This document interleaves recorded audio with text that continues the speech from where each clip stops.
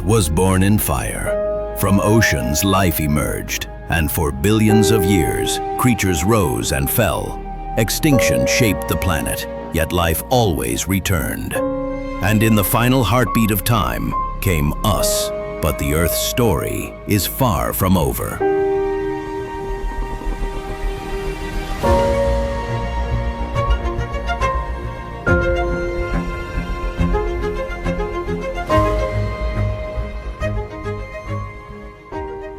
Hey guys, today we're stepping into a story so vast that your own lifetime will feel like a single breath against it.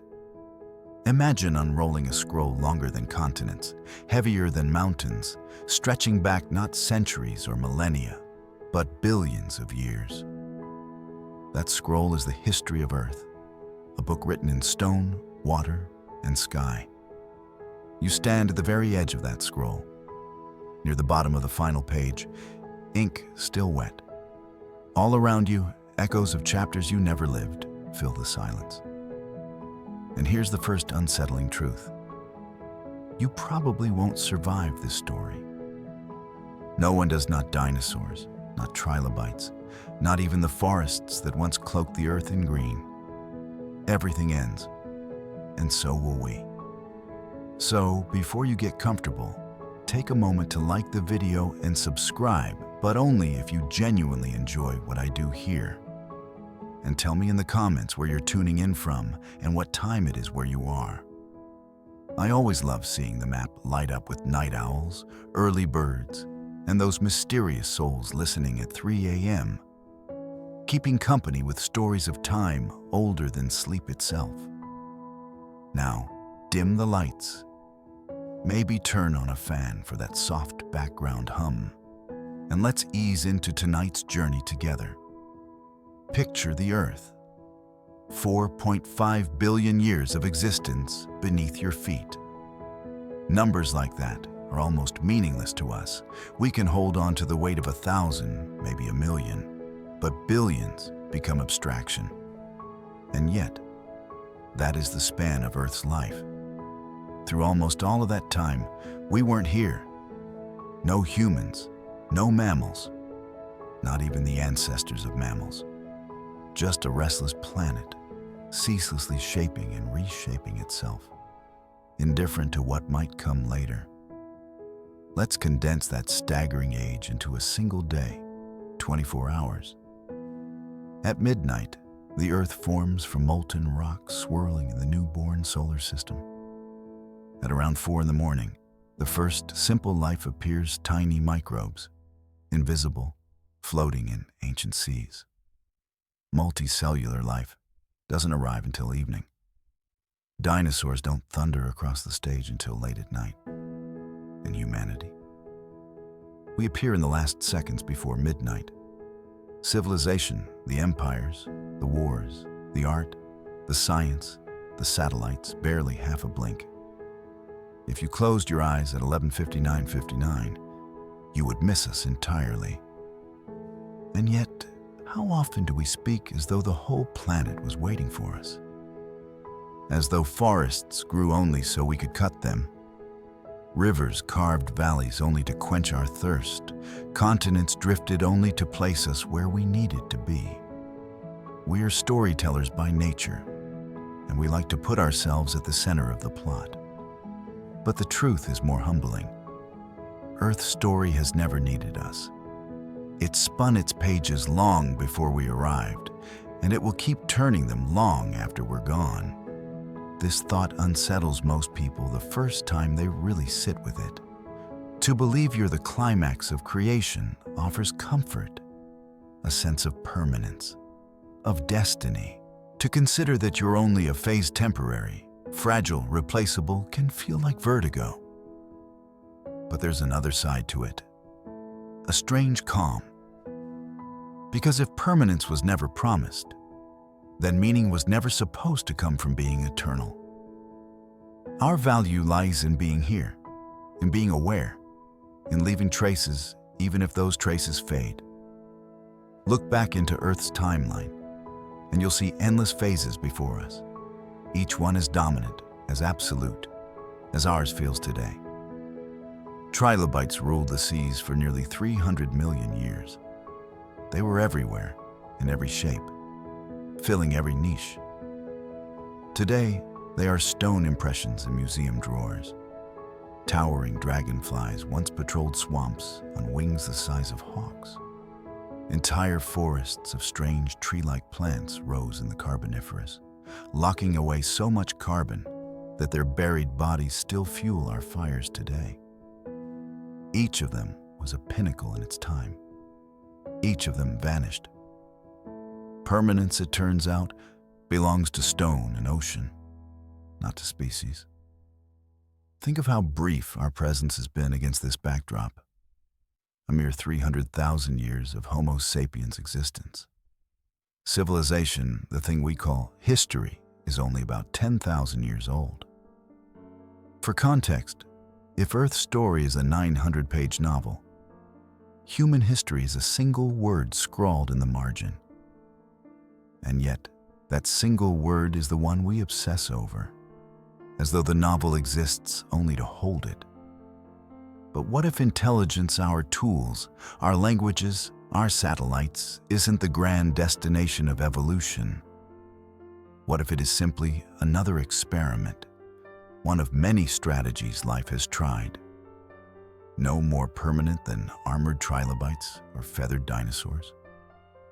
Perhaps in millions of years, some entirely new form will take the stage and will look like an odd evolutionary detour, a footnote rather than a finale. There's comfort in this humility, because if we are only temporary, then the crushing weight of permanence lifts. Our role is not to hold the world forever, but to be part of it for now. We exist in this moment, with these lives, with this awareness. And that is enough. Earth has always moved through transformation, oceans opening and closing, mountains rising and crumbling, climates shifting, species appearing and vanishing. We are not the exception to that rhythm. We are part of it, a brief chapter in the flow. Even our greatest monuments whisper of impermanence when seen from deep time. Skyscrapers crumble, metal rusts, orbits decay, servers fail. The fossil of a trilobite will outlast the Eiffel Tower. The memory of a dragonfly with a hawk's wingspan will endure in stone long after satellites fall silent from orbit. What we think of as permanence is fragile in the scales that measure Earth. Yet fragility does not mean meaninglessness. Being temporary doesn't strip us of significance. It places us in the immense context of a story larger than we can hold. And perhaps that is the gift of asking this question. What if humans are just a phase? Because then, instead of seeing ourselves as the end, we can see ourselves as participants, threads woven into a fabric whose beauty comes from the whole, not from any single strand. We do not need to last forever, to matter. We need only to exist fully in the time we are given, to notice the vastness, to wonder at it, and to leave our marks in stone, in song, in memory, however briefly. Tonight, we'll follow this thread back through Earth's earliest chapters, through fire and ocean, through forests and extinctions, through giants that fell and shadows that rose. We'll watch microbes breathe the first oxygen into the air, see forests blanket the land, witness reptiles and mammals trade dominion in the great turning of the ages. And we'll carry with us the humbling awareness that every rise carries its fall, and every fall makes way for something new. That humanity, with all its brilliance, is likely just one more note in the symphony. For now, hold that image in your mind. The Earth as a single day, and us arriving in the final second before midnight. A blink, a breath, a fleeting shimmer. And yet, within that shimmer lies everything we are, our art, our pain, our laughter, our science, our stories. It is brief. It is fragile. but it is ours. And in that, it is beautiful. If you stand far enough back on the timeline, our presence almost disappears.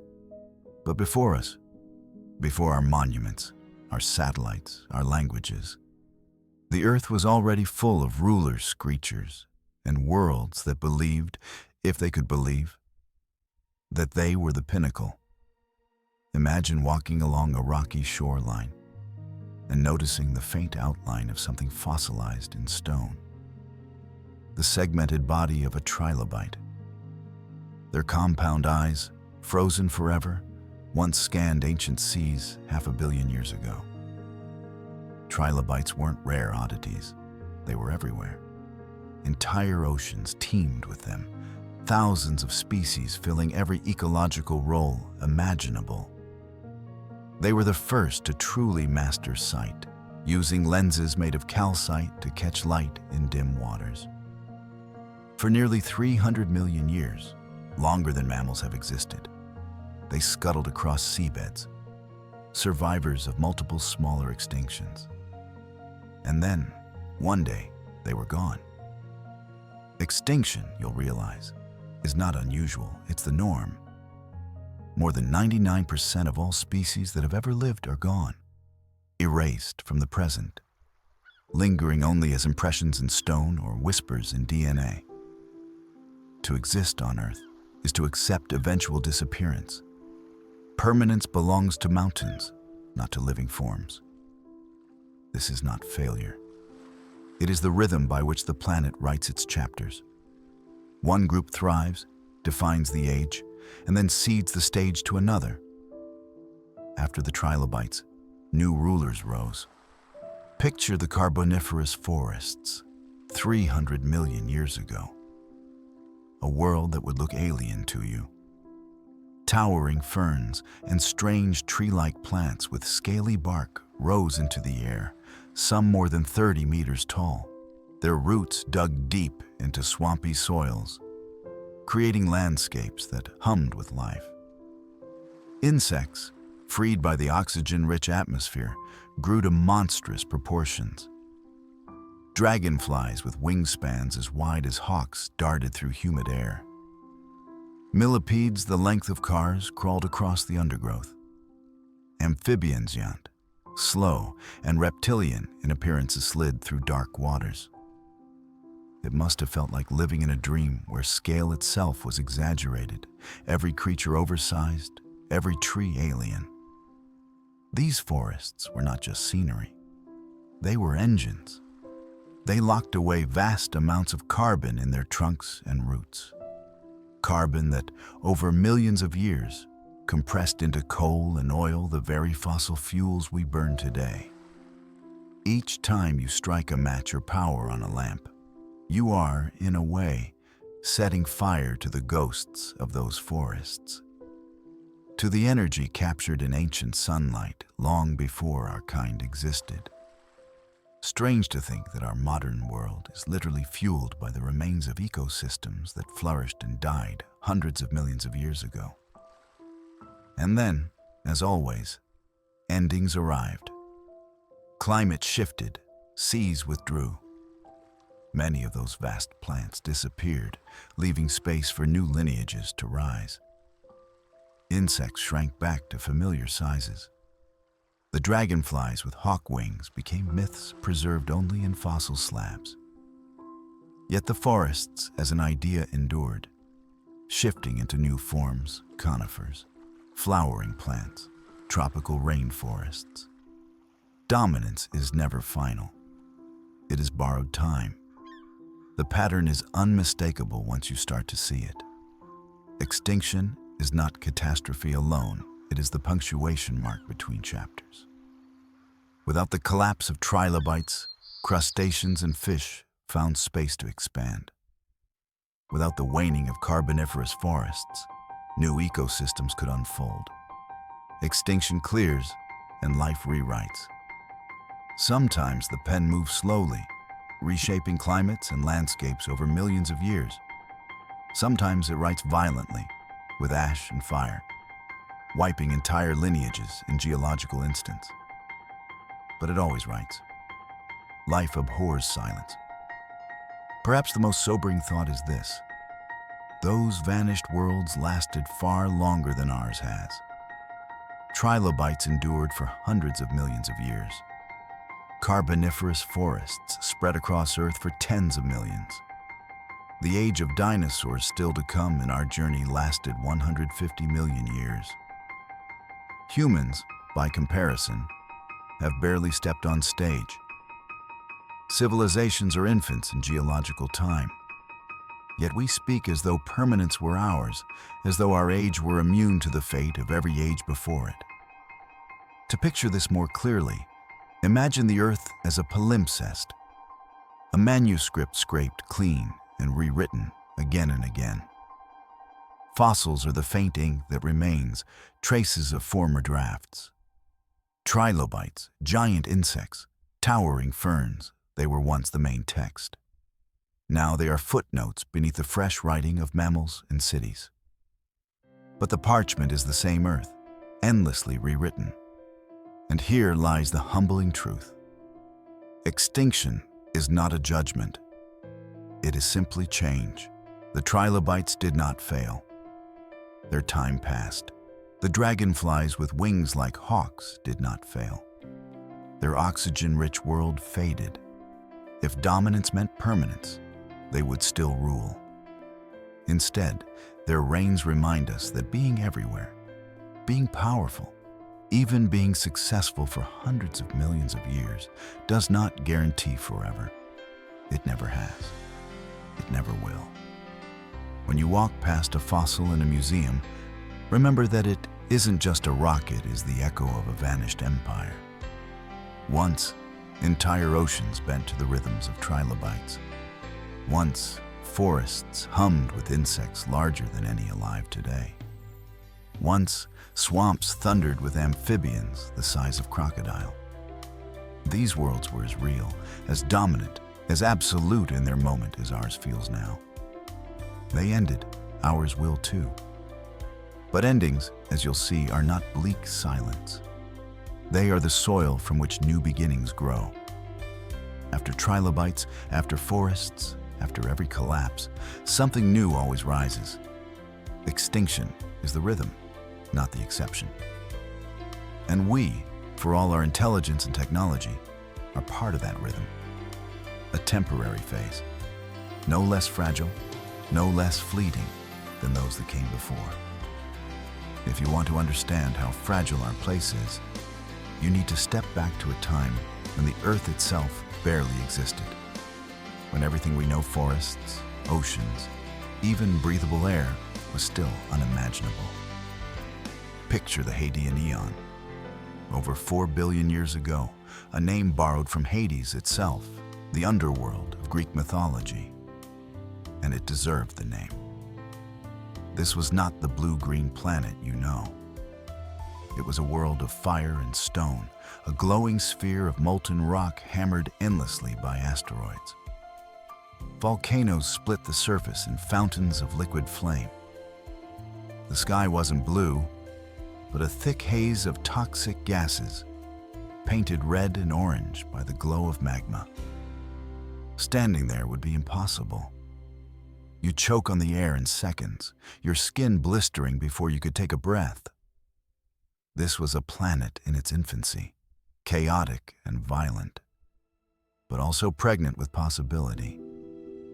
Imagine looking up at the young Sunit was weaker then, fainter than today, but still harsh, pouring radiation into the atmosphere. Comets and meteorites rained from the sky, striking with force that melted stone and vaporized seas before they could form. Each impact reshaped the surface, tearing it open, leaving craters that filled with fire. And yet, paradoxically, these same comets brought ice. They seeded the Earth with water, drop by drop, blow by blow, until eventually steam and vapor began to gather in the skies. Picture it. Rain falling for centuries, drop after drop, relentless. Water pooled in basins of cooling rock, filling them, spreading until the first oceans shimmered under alien skies. No fish swam in them. No plants grew along their shores. They were empty, silent, chemical laboratories stirred by tides and heated by volcanic vents. To us, they would look lifeless, barren. But here, in this hostile broth, the first sparks of life began to flicker. No one knows the exact recipe. Scientists argue over the details. Perhaps it was deep-sea vents pumping out minerals, or lightning striking pools rich with carbon molecules, or ice trapping fragile structures until they could replicate. But somewhere, somehow, in those oceans, the first cells emerged. Tiny, invisible, without brains or nervous systems, nothing resembling thought. And yet, they carried something miraculous. The ability to grow, to adapt, to evolve. It was the beginning of a story that would eventually lead to trilobites, to forests, to dinosaurs, to us. Pause for a moment here. For billions of years, life never got beyond single cells. Not for a short span, but for nearly 3 billion years. Imagine how long that is. Longer than forests have existed, longer than dinosaurs ruled. The Earth was alive, but alive only with the tiniest beings. And even then, the surface was harsh. Volcanic islands scattered across vast oceans. The land was bare rock, scorched and battered, the air thick with carbon dioxide and methane. Lightning flashed across skies stained strange colors by sulfur and metals. And beneath those waves, hidden from any eye, microbes multiplied slowly, shifting the balance of the planet molecule by molecule. It's easy to overlook this chapter because it lacks drama. No giant skeletons, no roaring predators, no lush forests. Just microbes, surviving, dividing, shaping chemistry. But in truth, these were the most important rulers Earth has ever known. Without them, there would be no oxygen to breathe, no soil for plants, no possibility for animals or humans. Every breath you take is borrowed from their ancient labor. If dominance is measured in time, then microbes are the undisputed champions. They've been here since the beginning. They outnumber us. They outweigh us. They thrive in boiling springs, in frozen glaciers, in radioactive waste. They can survive where nothing else can. Our skyscrapers and satellites seem impressive. But in deep time, microbes have already won. Think of how different this makes our story look. We call ourselves intelligent, advanced, modern. But for the majority of Earth's existence, life didn't need intelligence. It didn't need tools or fire.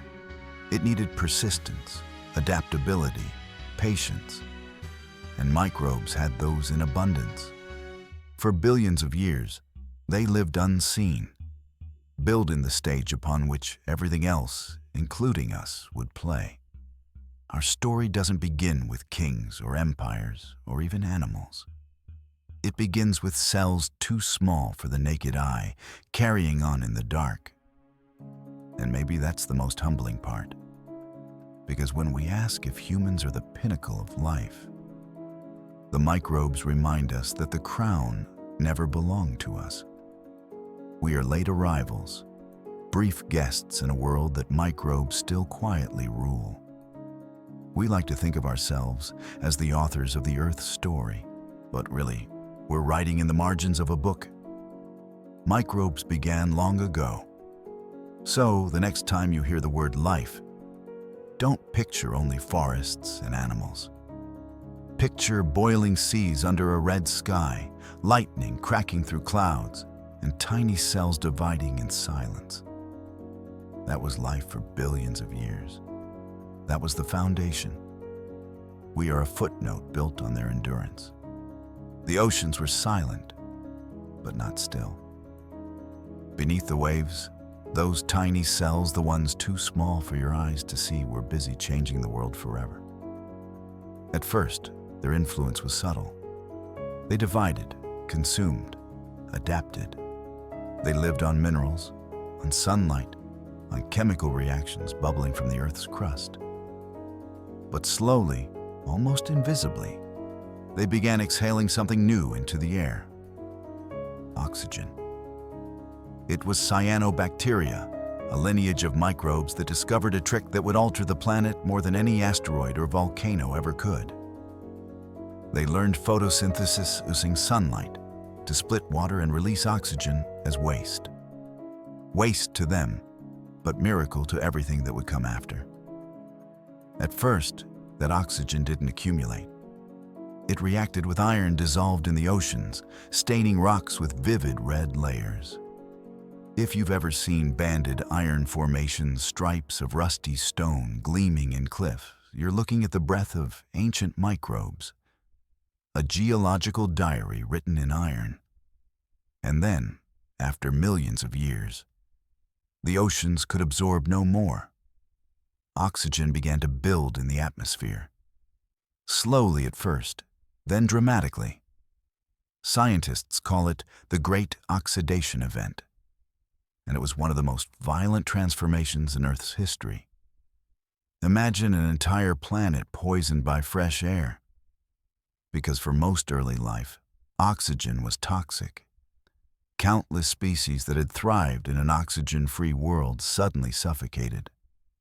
One of the first mass extinctions was triggered not by fire from the sky, but by the breath of microbes. Yet in destruction lay opportunity. Oxygen was dangerous, but it was also powerful. It allowed for far more efficient ways to extract energy from food. Cells that adapted to use oxygen suddenly had a tremendous advantage. They grew larger, more complex. And eventually, one of the most extraordinary events in biology occurred. Somewhere, one microbe engulfed another not as prey, but as partner. Instead of digesting it, the two formed an alliance. The engulfed cell became what we now call the mitochondrion, the tiny powerhouse within complex cells. This symbiosis was the foundation for everything we call complex life. Every tree, every insect, every fish, every human is a descendant of that ancient partnership. You carry the legacy of it in every cell of your body, in every heartbeat, every breath. Stop and think about that. The energy driving your thoughts, your voice, your dreams, is produced by what were once free-living microbes, still doing their work inside you.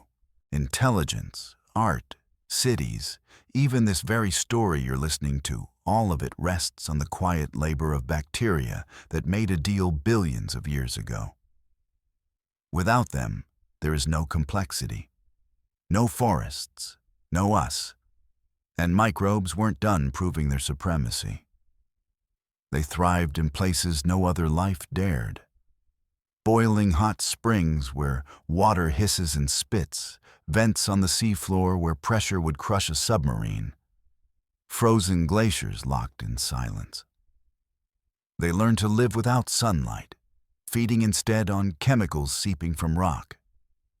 They were alchemists, chemists, survivors. While giant lineages rose and fell, microbes endured them all. Today, they still rule, though we forget them. In the soil beneath your feet, in the oceans, in the air, even in your own body. Trillions of microbes outnumber your own cells. Without them, plants couldn't grow, animals couldn't digest food, ecosystems would collapse. The crown of life never passed to use, it stayed with them, quietly, patiently, invisibly. And this reframes our question.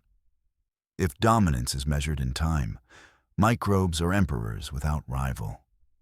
We've been here for a blink. They've been here since the beginning. If success is measured by adaptability, microbes again hold the throne. They shrug off radiation, survive the vacuum of space, endure toxins that would obliterate us. Even our most advanced technologies, satellites, skyscrapers, digital archives, are fragile compared to their resilience. When servers fail and steel rusts, microbes will still be here, dividing in shadows, writing the next chapter of Earth's story. Think of this. Every breath you draw is a gift from microbial ancestors who filled the air with oxygen long before humans appeared. Every forest, every coral reef, every insect's flight is powered by their invention. And yet, we rarely give them credit. Museums celebrate dinosaur bones. Children draw mammoths and saber-tooths. But the true monarchs of Earth remain unseen. They always have. So when we speak of humans as the pinnacle, microbes remind us otherwise. They whisper from every surface, every handful of soil, every drop of seawater. We were here first, and we will be here long after. Their reign is not dramatic, but it is enduring. And endurance, in the story of Earth, is the closest thing to permanence. The irony is sharp, isn't it? That life's mightiest architects are beings too small to notice, that the rulers of Earth are invisible. But perhaps that's the lesson. Power doesn't always look like thunder. Sometimes it looks like patience, like endurance, like the quiet work of breathing a planet into new possibility. By now, the Earth had an atmosphere rich enough in oxygen to change everything. But for billions of years, the crown remained firmly on the heads of microbes. They were invisible monarchs, masters of patience, and their legacy was about to deepen in ways even they couldn't comprehend. Imagine a world where almost nothing you recognize exists. No forests, no animals, no bird song, just endless oceans, volcanic islands, and a sky colored by gases. And yet, beneath that alien silence, microbes were at work, inventing strategies that would shape the destiny of every future organism. They colonized every niche they could find. Some thrived in boiling geysers where water hissed and steamed. Others settled near volcanic vents at the bottom of oceans, where toxic chemicals bubbled up from Earth's crust. Some even endured under thick ice sheets, barely active, waiting centuries until conditions improved.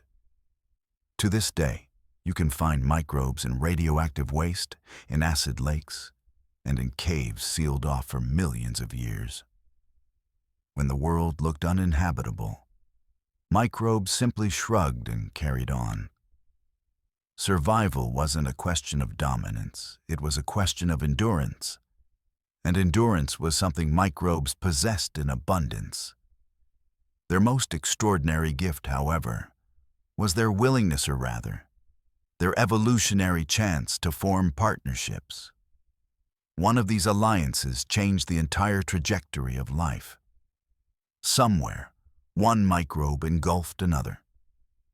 Normally, that meant digestion, one consuming the other for energy. But this time, something else happened. The engulfed microbe survived. Not only that, it continued to function inside its host, providing a steady stream of energy. This was the beginning of endosymbiosis, and the engulfed microbe eventually became the mitochondrion, the powerhouse of complex cells. That single moment was revolutionary. It meant life could become larger, more complex, more efficient. Multicellular organisms were now possible. Every tree, every animal, every human walking the earth today depends on that ancient microbial partnership. You carry their legacy in every heartbeat, every thought. Look in a mirror, and you'll see not one organism, but trillions of collaborations. Mitochondria powering your cells, bacteria in your gut digesting your food, invisible allies keeping you alive. Pause and consider the irony. Intelligence, consciousness, our two proudest achievements, all rest on the shoulders of creatures that never had such ambitions. Microbes weren't aiming to invent humanity. They weren't planning. They were surviving, adapting, dividing. And in that survival, they accidentally laid the groundwork for everything that followed.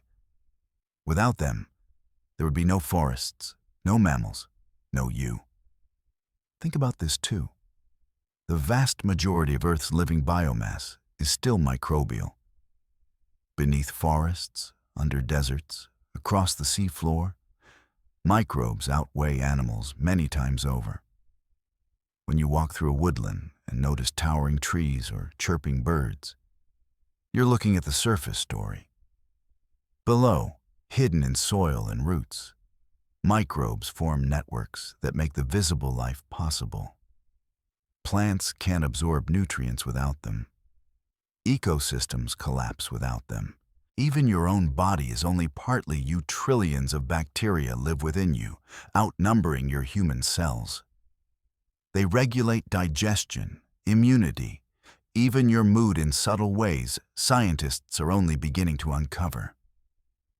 And yet, we rarely give them credit. We marvel at dinosaurs, at mammoths, at civilizations, but we ignore the rulers that have never been dethroned. Perhaps that's our arrogance, believing that size or intelligence defines dominance. Microbes know better. Their strategy is endurance, and in endurance, they have no rivals. They've survived asteroid impacts, ice ages, volcanic winters. They will likely survive us too. If humanity vanished tomorrow, microbes would carry on.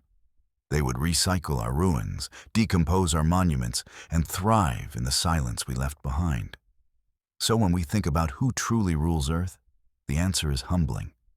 Not us, not dinosaurs, not forests. It is microbes, quiet, patient, invisible, but unstoppable. And here's the twist. They're not only rulers, but also collaborators. They've shaped us from the beginning, living inside us, guiding our evolution in ways we barely understand. We are not apart from them. We are extensions of their long experiment. The story of microbes is not a prelude. It is the story. Everything else, including use, is a chapter built upon theirs. And if dominance is measured by persistence, adaptability, and sheer survival, then humanity has never worn the crown. We are guests, temporary visitors, walking on the foundations microbes laid billions of years ago. For billions of years, life clung to the seas. The land above water was barren, little more than rock and dust, washed by rains, scorched by sun, shaken by volcanoes. To your eyes, it would have looked alien, empty, colorless. But slowly, in creeping rhythms that only deep time allows, something remarkable happened. Tiny moss-like organisms began to anchor themselves on stone, drawing nutrients from thin soils. They hugged the ground at first, fragile and small. But their presence marked the beginning of one of Earth's greatest revolutions, the greening of the land. Plants were pioneers. They invented roots to dig deeper, stems to rise above the soil, leaves to capture sunlight. With every adaptation, they expanded farther across continents. Where once there had been only bare rock, now there was a life carpeting the surface. Imagine hillsides turning green for the very first time, coastlines sprouting with low vegetation, landscapes beginning to breathe in new rhythms. These plants were not yet the familiar pines and oaks of today. They were primitive, strange by our standards, but they were builders of possibility. And as plants spread, something extraordinary followed. Oxygen, photosynthesis on a planetary scale. Each blade, each leaf, each trunk was a machine converting carbon dioxide into oxygen, and the effect was profound. Oxygen levels surged higher than ever before, far beyond what we breathe today. At times during the Carboniferous period, oxygen may have made up over 30% of the atmosphere, compared to our 21%. That surplus transformed the very scale of life, Insects, normally delicate creatures bound by the limits of oxygen intake, suddenly had room to grow into monsters. Picture dragonflies with wingspans as wide as hawks, buzzing above swampy forests.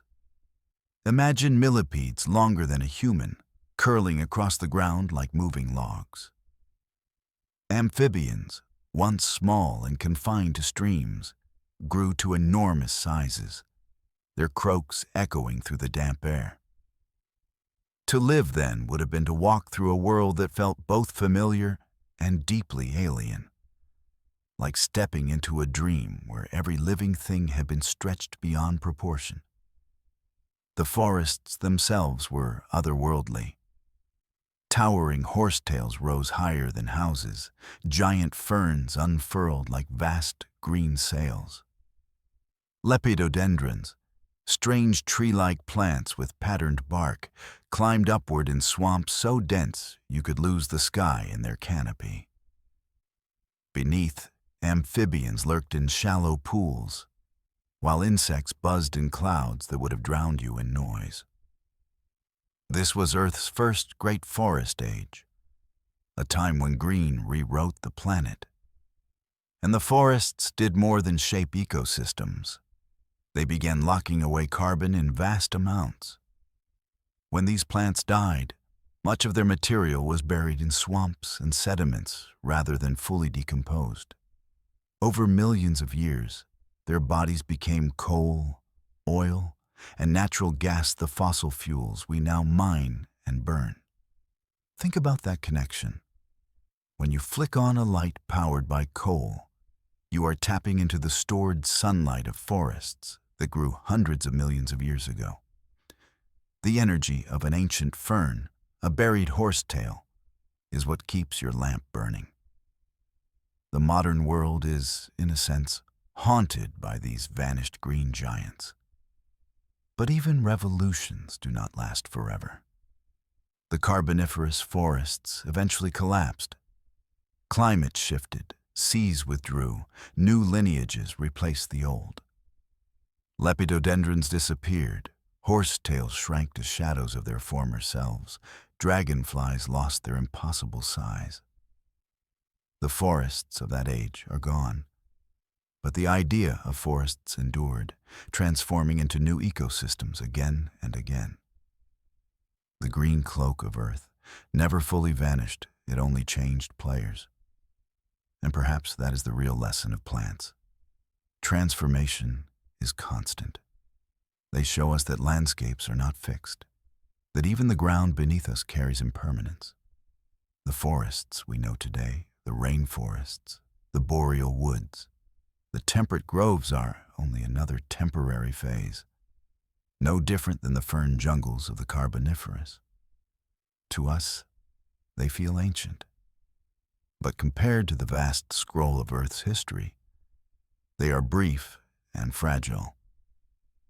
And if climate shifts, if extinctions accelerate, even these forests will vanish or change beyond recognition. Still, in their time, those ancient plants did something extraordinary. They taught the Earth to breathe in new ways.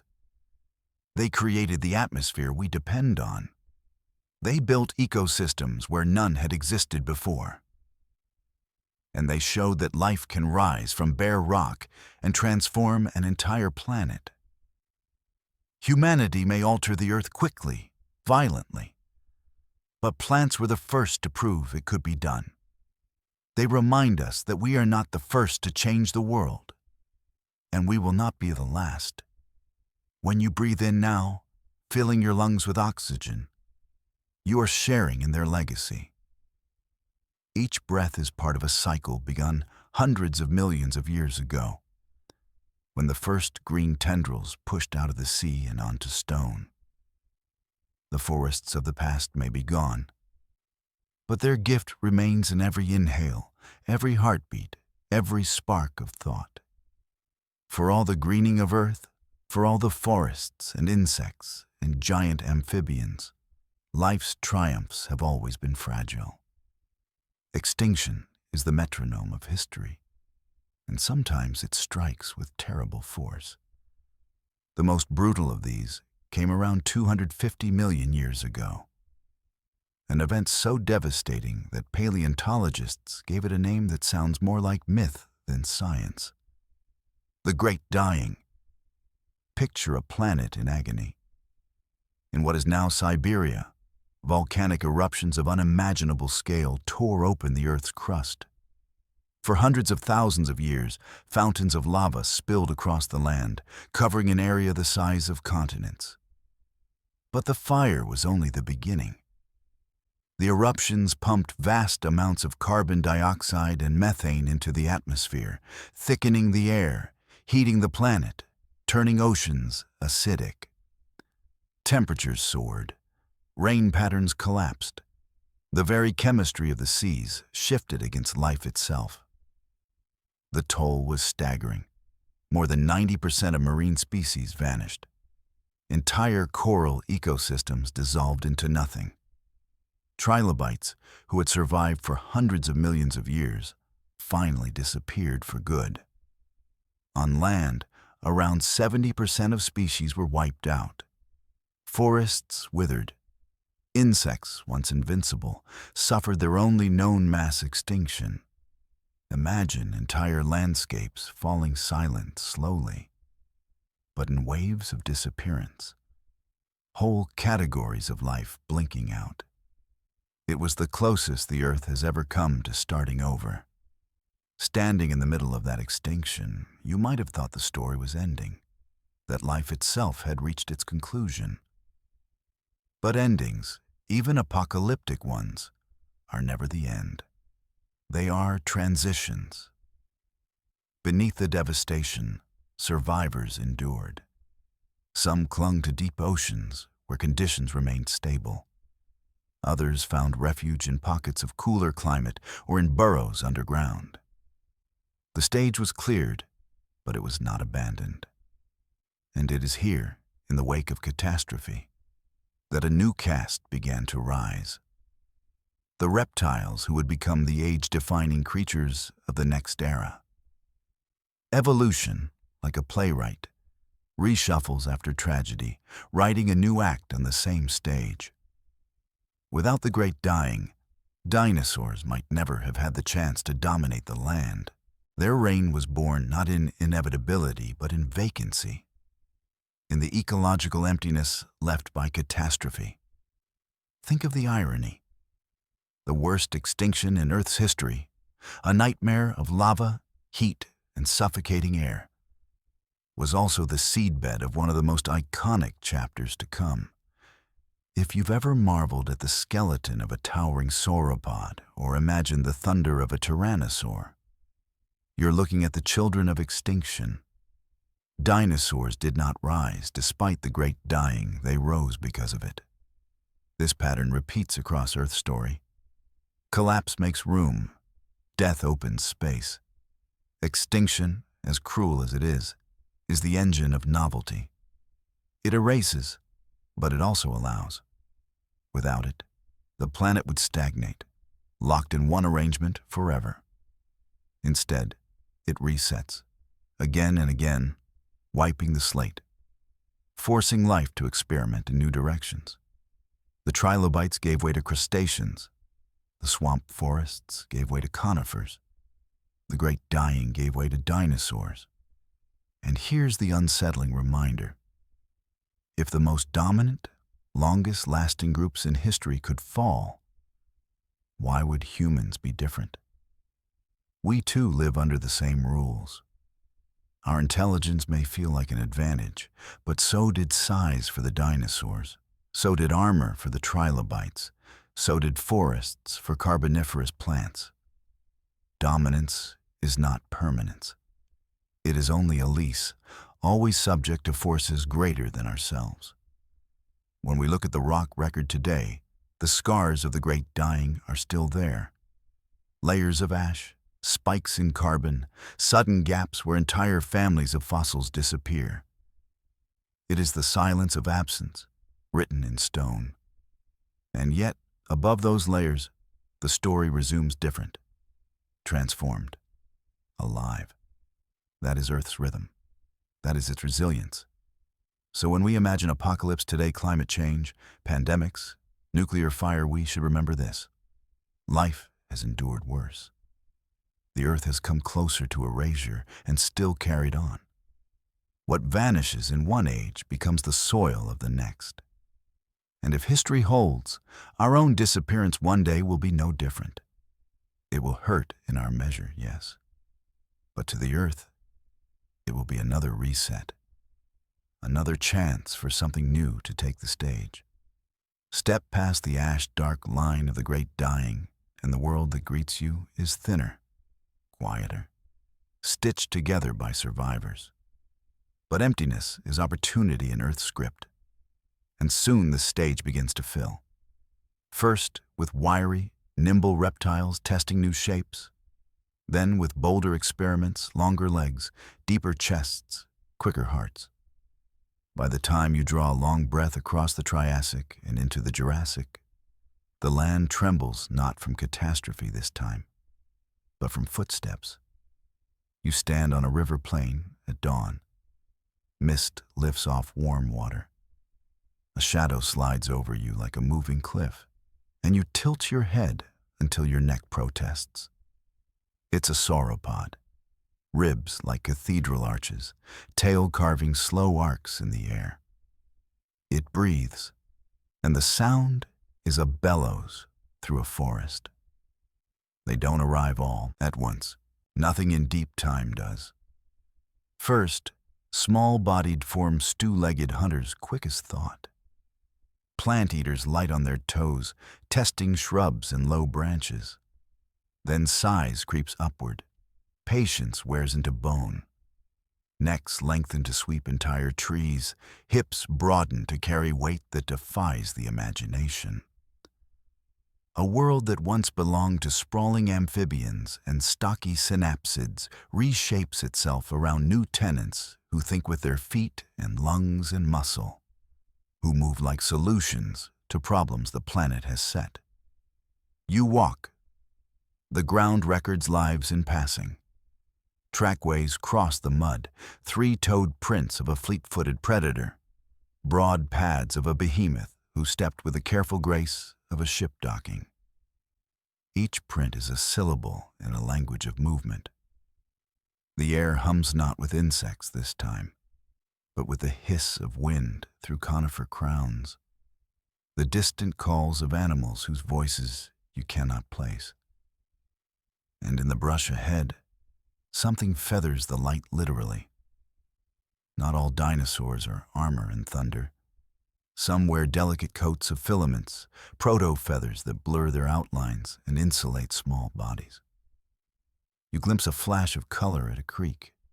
A lean hunter the size of a dog shakes water from a fuzzed tail and vanishes, leaving only circles expanding on the surface. The seas are another theater entirely. Plesiosaurs glide like knotted ribbons, long necks pivoting as if time moves slower underwater. Later, mosasaurs will rule with crocodile smiles inside whale-length bodies. These are not dinosaurs' separate branches, answering the ocean's ancient riddle, but the effect from shore is the same. Dominance so complete it feels permanent. Above, wings claim the sky. Pterosaurs launch from cliffs and riverbanks, membrane sails taut, some no bigger than your hand, others casting the shadows of small plains. When one beats the air near you, you feel it in your sternum, a pressure like the before-storm stillness. The Triassic emptiness is long gone. Earth has found new exuberance. Familiar monsters arrive late. The celebrities towering carnivores with teeth you can wrap a fist around. Plated giants with thagomizers at their tails. Dome-headed butters of bone ear, only part of a spectrum. Herds of beaked plant eaters move like wind-blown grass, their crests resonating in hollow songs that roll across floodplains at dusk. Horned faces turn as one. In a clearing, a colony of nesters tend their eggs, mounding vegetation for warmth. nosing shells with the awkward tenderness of hands that never evolved. Once, a fossil posed a mother over a clutch was misread as theft. Later, we realized we were seeing patience, not plunder. The record keeps correcting us. The dead are better parents than our assumptions. If you listen long enough, the age teaches you its rhythms. Dry seasons pull herds into river corridors. Fresh growth lures them back out. Drought paints ribs under skin. Rains fatten flanks again. Predators follow the cycle like a drumbeat, testing edges, taking the weak, failing more often than they succeed. A kill is violent, yes, but also rare. Hard-won, brief. Scavengers arrive in succession, each a specialist at whatever scraps remain. Nothing lingers long enough to rot. Even in abundance, efficiency rules. What startles you is not only size or teeth, but time. Dinosaurs do not flash and fade like a fashion. They endure 150 million years of endurance through continental rearrangements, climate swings, sea level surges. Whole lineages arise, specialize, vanish, while the broader pattern holds. For perspective, if you stand the entire age of dinosaurs next to the span of our species, their reign is a mountain, ours a stone you can flick with a thumb. There is a kind of mercy in that knowledge, a quieting of ego. The planet did not rush to produce us. It hardly noticed we were late. And yet, within that dinosaur age, you witness familiar suggestions of mind. Trackways that remain parallel for miles hint at traveling groups. Nesting grounds reused across seasons whisper of memory. Fossilized bone rings reveal growth spurts and pauses like the chapters of trees. A biography written in calcium. Even the hint of color pigment-bearing organelles trapped in ancient filaments suggests bodies that signaled to one another, that carried meaning on their skin. The past is not a museum of statues. It is a whispering field if you stand still enough to hear it. You crouch near a riverside while evening drops. A hadrosaur steps into view, duck-billed mouth clipping soft shoots, eyes alert but calm. In the brush, a hunter waits, weighing distance, wind, angle and animal computer solving for hunger against risk. The first move is not cinematic. It is a twitch, a lean, a foot testing ground. When the charge comes, it's more like rain starting than a drum roll. Sudden, everywhere. The hadrosaur bolts, the herd ripples, the predator miscalculates, and the distance never closes. A minute later, only churned mud remains. Somewhere else, on some other evening, a different calculation will end differently. No triumph is permanent, no failure absolute. The ledger balances in time. You watch seasons spool into years, years into eras. The Jurassic's tree fern elegance thickens into Cretaceous complexity. Flowering plants unfold traps and bribes petal and scent and nectar turning insects into partners and messengers. A dozen new relationships bloom for every new petal shape the winds permit. Bees rehearse futures we will later depend upon, though neither side knows it. This is how the world truly changes.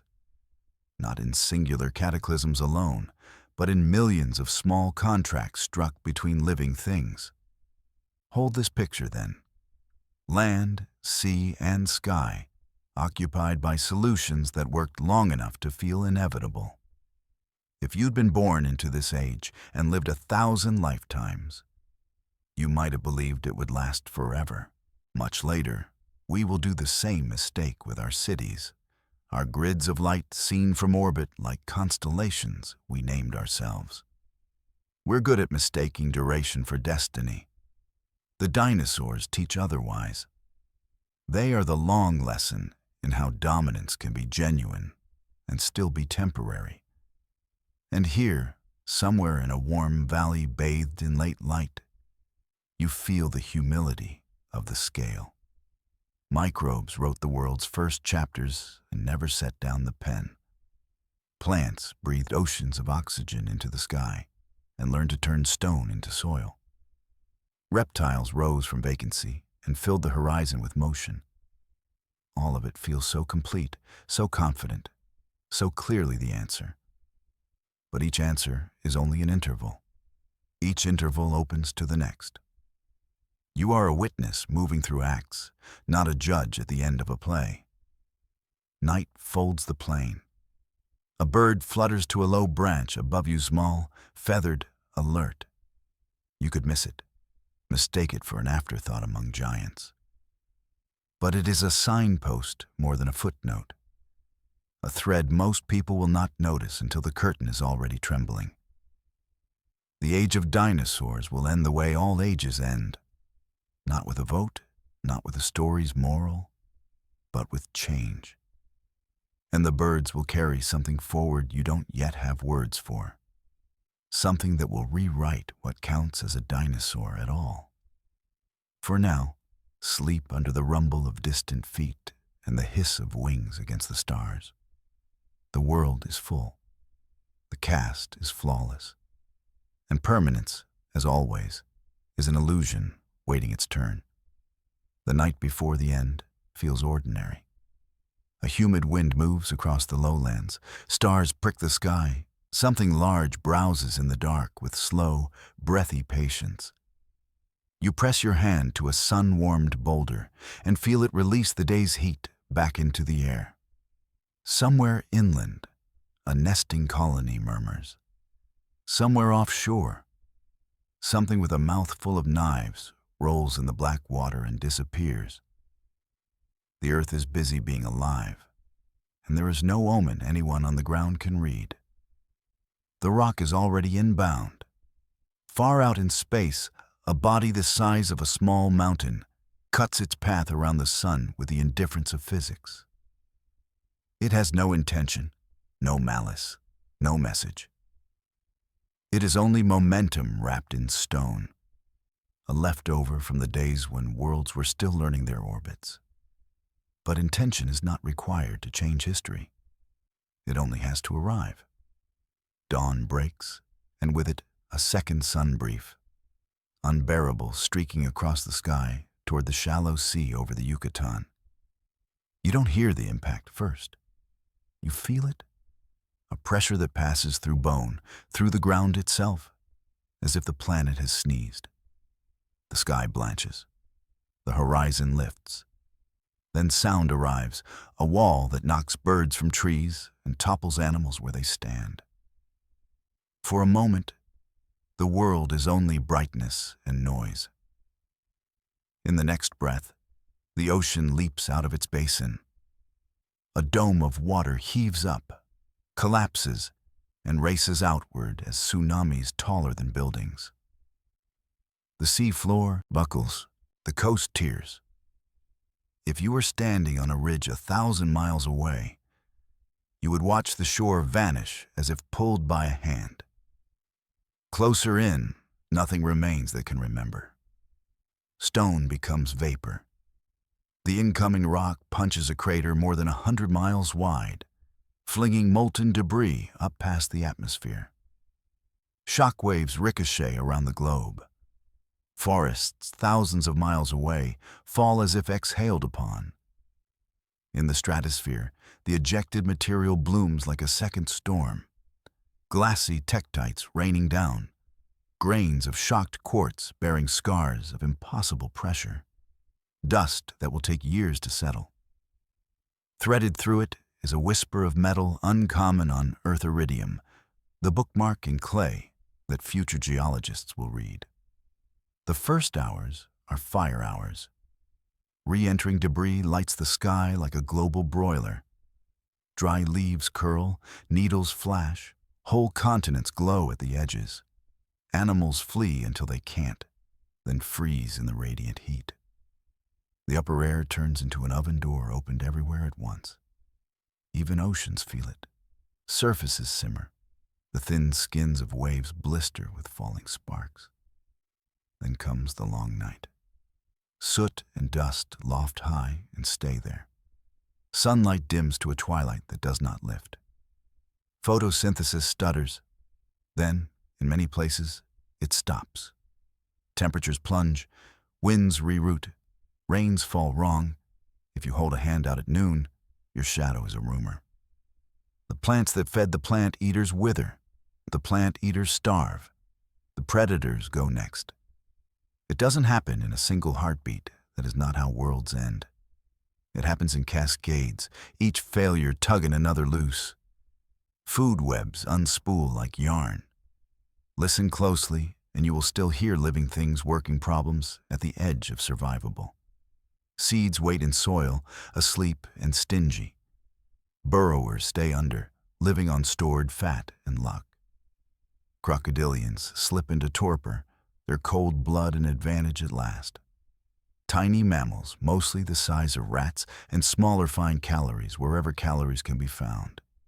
Seeds, carrion, insect eggs, anything with a margin of protein, they live quickly and quietly. They learn the gospel of small fire. Warmth hoarded in nests and in handfuls of muscle kept from last night's kill. Birds survive because some are more than birds. They are dinosaurs edited for lean times, feathered and light, able to move, able to eat whatever fits down a throat. The great ones, the thunderers, the kings of teeth, go still. The lineage endures in flight. Weeks become months, months lengthen into a few cold years. When at last the dust thins and the light returns enough to wake the green world, the roll call is shorter. The cast lists are blank in places where once there were whole acts. The behemoths do not answer. The skies are different. If you had lived through it, and you probably wouldn't have, you would step outside one morning and hear a new kind of quiet. Above your head, the atmosphere brightens. The first weeds rise like a hurrah no one asked for. Ferns, loving damage, cloak the raw ground, what paleontologists will later call a fern spike. A botanical flag in the rubble that says, reset. In floodplains and along river bends, saplings dare. The calendar flips faster now. In the absence of giants, small bodies find room. Mammals expand into shapes they could not risk before. Climbers, diggers, leapers. Their teeth say everything, more omnivory, more experimentation, more ways to eat and live. What ended at the water's edge lives on above it. The birds invent variety with a speed that feels like joy. Waders probing mud, singers practicing dawn, raptors knitting sky into geometry with their wings. Feathers grow purposes beyond warmth display, camouflage, flight tuned to niche. The world has not healed. It has rephrased itself. Stand with that knowledge. Dominance is not insurance. Dinosaurs own the earth in every way a creature can own a world on land, in the sea by cousinship, in the air by convergent genius.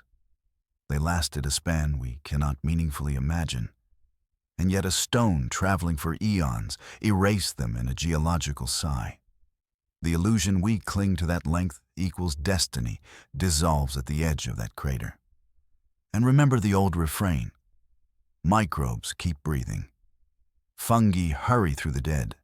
The first green returns like patience rewarded. Extinction is an ending, but it is also an engine. It clears space. It demands invention. The impact is a chapter break written with a planet-sized period. The sentence that follows is about mammals, and eventually about us. If you bend to the ground where the line of iridium rests, pinch a bit of it between finger and thumb. You hold the thinnest border between two worlds. Below, an age of giants that felt like forever. Above, an age of fur and feather, of quick hearts and warmer blood, of smallness becoming strategy.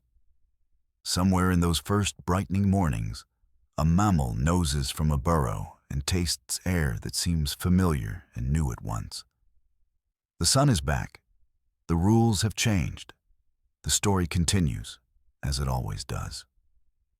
Morning returns to a world with fewer shadows cast by giants. And in that thinner light, you notice movement where before there was only caution. A nose tests the air at the mouth of a burrow.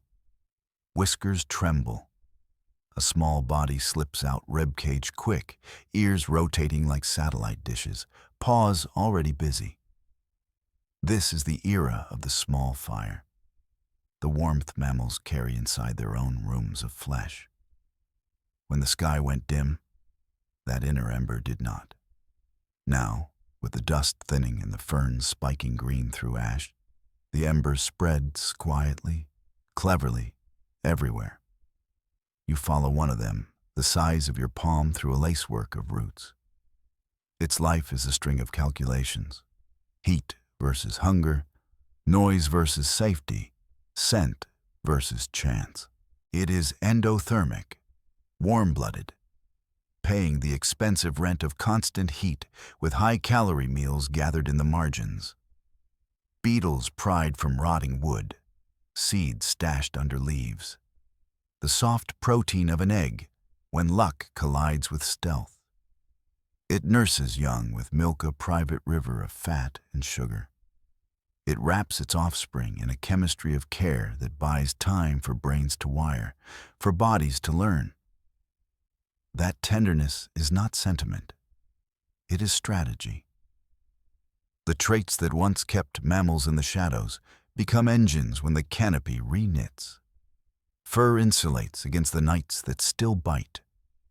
Big brains relative to body size allow nimble problem-solving at the edge of scarcity. Sensitive noses map the dark.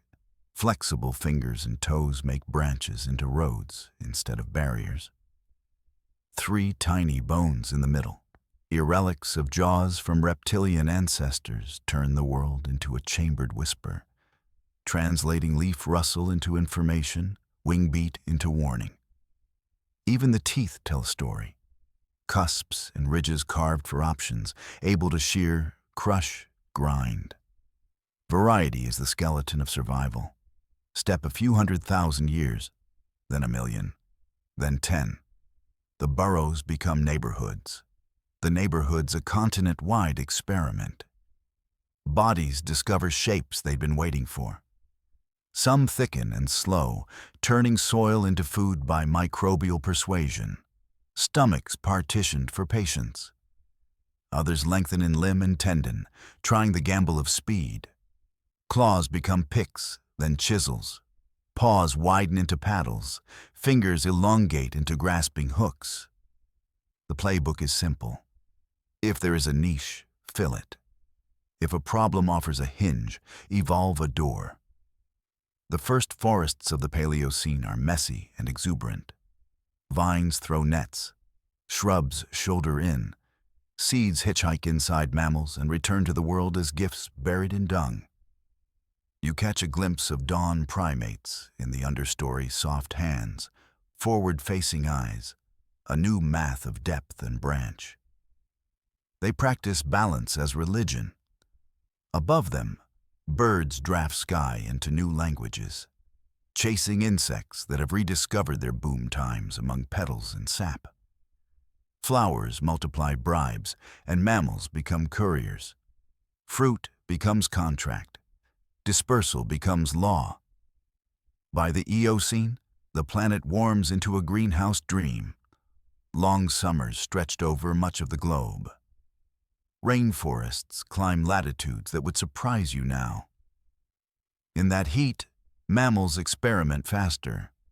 Bats write a vertigo poemal membrane and bone. Knuckles turn to wing struts. Echo locating invisible rooms in the night and mapping them into meals. In warm shallows at river mouths, another lineage wades a little too long, chases fish a little too far, and falls in love with buoyancy. Their descendants will return as myths.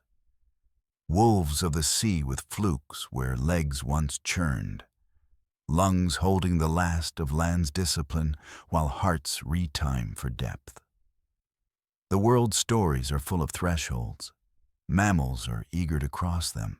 On floodplains, small hoofed creatures tiptoe on toes that will, in time, become the hard polish of hooves. They scatter when a shadow moves, then freeze, checking the wind with a trembling nose. Each generation keeps the ones who decide well. In leaf litter, insectivores live lives so busy, their bodies feel like hummingbirds without wings. In burrows, teeth click through root and tuber, while outside, a fox-shaped cousin rehearses the theater of pursuit and escape across a million evenings. Everywhere you look, metabolism is a metronome that won't stop. There is plenty of loss stitched into the spread. Not every experiment works. Some bodies overfit their moment and vanish when the weather changes its mind. Some forests move uphill and forget their old tenants. Some rivers reroute and leave behind deserts of silted memory. But mammals are good at the fallback plan. Warmth inside, care extended, options kept open in jaw and limb. If deep time rewards any philosophy, it is this: diversify your bets and love your young long enough for them to learn. You kneel beside a shallow print hardened in silt. 4 small toes, a 5th tucked, a suggestion of pad. Nearby, another print resembles a small person's hand. We are still lifetimes from us, but the handwriting is becoming familiar. Night after night, a branch remembers the pressure of a gripping foot and flexes with the load. Muscle remembers the branch and rehearses. Spines start to allow more twist. Shoulders loosen their old loyalties to the ground. Eyes draw closer together across the face and begin speaking the language of distance and intention. Pause and listen to the background hum, the infrastructure beneath the visible drama. Microbes still run the soil, breaking the dead into feedstock. Fungi thread root to root, brokering sugars and minerals for whoever pays. Flowers play their soft economy with scent and color. Birds stitch ecosystems together with flight. Mammals are not rulers any more than dinosaurs were. They are beneficiaries of a web that predates them and will outlast any of their particular forms. Remember that, the way you remembered dragonflies that once wore hawk-sized wings. Dominance is always rented. Climate does what climate always does: waltzes. There are brief cold snaps, then long heat. At the Paleocene-Eocene boundary, carbon surges into the air and oceans, in a geological blink, the Bedtime. A fever the planet will remember. The forests pull on deeper green. Some lineages sprint, others stagger. Yet mammals come through, thinner in places, fatter in others, each payment reshaping the ledger of bodies that can be. The lesson repeats. Change your shape or your address or your appetite, or make room for someone who will. By now, ancestral primates have turned shadow into classroom. They learn fruiting schedules like a calendar. They memorize the shortest lines between many trees. They teach hands to ask questions. Sociality blooms because it pays. More eyes, more warnings, more babysitters, more gossip to keep the tribe alert to predators, food, opportunity. Communication grows not from poetry, but from necessity, then becomes both. Somewhere in the half-light, a mother grooms her young, and between the strokes is more than cleaning. There is law, comfort, a slowing of the pulse that makes tomorrow survivable. Across the plains, herds begin to look like weather, moving with grass and season, sculpted by teeth evolving from generalized to specialized. Grazers will come later, when grasses truly take over. For now it is browsers, nibblers, mixed feeders, and a buffet of leaves and shoots. Each mouth is a tool bench. customized bit by bit. You step back and let the picture hold. Bats looping the dusk like thoughts, whales rehearsing the first lines of a song they'll carry across oceans, small horses stepping soft through ferns, cats learning patience at the edge of brush, primates turning branches into highways and social life into an instrument. The world is not waiting for us. It is busy. It is enough. And yet, the scaffold for us is being raised with every grip, every glance, every solved puzzle of where to find sweetness after rain. Warmth in the body, care of the young, hands that learn, eyes that measure, memories that stick, the fragile spark that will, much later, climb down from trees and try the open, risky honesty of a step is already glimmering here. As twilight gathers, you catch one more scene. A small cluster of primates huddled on a branch, bellies full, eyelids heavy. A breeze lifts the leaves and writes a soft message across their fur. Survive the night. Try again tomorrow. It is the same message the first mammal carried out of its burrow, and the same one we carry now, wrapped in different words. The distance between those moments is a mountain. The thread is unbroken. This is the chapter where the background becomes a melody you can hum. The next is the verse that will echo in your own chest the fragile, improbable rise of our line, and how easily it could have gone another way. The story of mammals is full of detours, but eventually one branch starts to look alarmingly familiar. The earliest hominins appear in Africa a few million years ago, small, upright, fragile by comparison to the predators stalking grasslands and forests. Imagine standing among them. They are not kings of their world. They are prey. Their arms lack claws. Their mouths lack fangs. Their bodies are slower than the cats crouched in the shadows, weaker than the apes still hidden in trees. Survival is not a matter of brute force. It is a matter of cunning, of flexibility, of cooperation. The first tool makers chip stone with patience. A rock becomes a blade, sharper than teeth, harder than bone. With it, marrow can be cracked from leg bones of scavenged kills. Roots can be sliced. Hides can be cut. That edge is not dramatic at first glance, but it changes everything. A group with stone tools can extract calories from places no other creature can. Every meal that ends with fuller bellies is a step toward survival. Every tool passed from hand to hand is a memory shared across generations. Then comes fire. Hard to overstate how transformative it is. For hundreds of thousands of years, sparks flicker in caves and clearings. Flames push back predators at night, turning darkness from terror into gathering place. Fire cooks roots and meat, unlocking more nutrients, shrinking the burden on digestion, freeing energy for larger brains. Fire hardens wooden spears, boils water, warms infants. It makes migration possible into cold places that would have killed unprotected bodies. And fire is more than a tool, it is a center. Around it, groups share food, tell stories, watch embers pulse like the heartbeat of a tribe. Some anthropologists suggest that language itself, the glue of human culture, may have found its rhythm in those hours by the fire, when time finally allowed conversation beyond survival. Language is another spark.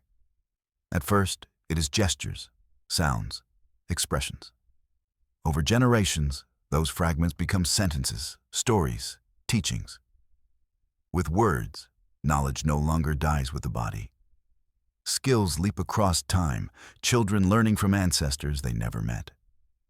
Language makes planning possible. Where to hunt, when to move, how to share.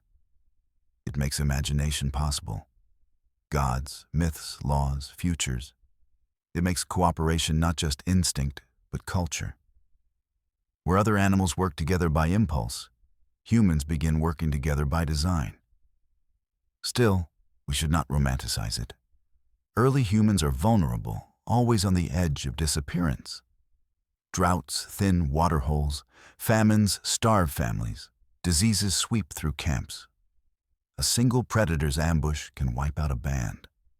Entire lineages of humans, Neanderthals, Denisovans, and others whose names are carved from caves and genes disappear despite intelligence, skill, and resilience. We are not inevitable. We are one survivor among many experiments. For every step that carried our lineage forward, another branch broke and fell away. Think of the fragility of those beginnings. Imagine a night on the savannah. Your group huddled close, fire flickering low, lions coughing in the dark beyond the circle of flame. The difference between life and death is the attention of a lookout, the sharpness of a stone spear, the strength of bonds that keep you together. You survive not as an individual, but as a group. And so, cooperation becomes the true inheritance. Humans are social because isolation meant death. The earliest sparks of art emerged too, tentative but profound. Red ochre smeared on stone, handprints pressed against cave walls, simple carvings etched into bone. These are not practical. They are not food or fire. They are meaning. They are identity. They are whispers to the future. Proof that humans did not just live, but reflected, remembered, dreamed. In the flicker of torchlight against painted caves, culture takes root. Our ancestors walk and walk. Out of Africa, across deserts, through mountain passes, over frozen land bridges. Their footprints stretch into every continent except the coldest. With each migration, humans learn to bend landscapes to their will. They invent clothing from skins, shelters from branches, boats from hollowed trunks. Each innovation is another step toward resilience. Yet every step is fragile, each migration shadowed by hunger, conflict, and the risk of extinction. When Homo sapiens finally appear around 300,000 years ago, they are heirs to this slow accumulation. Tool makers, fire keepers, storytellers, wanderers. They are still vulnerable, still small in number, still one bad century away from oblivion. But the spark is undeniable.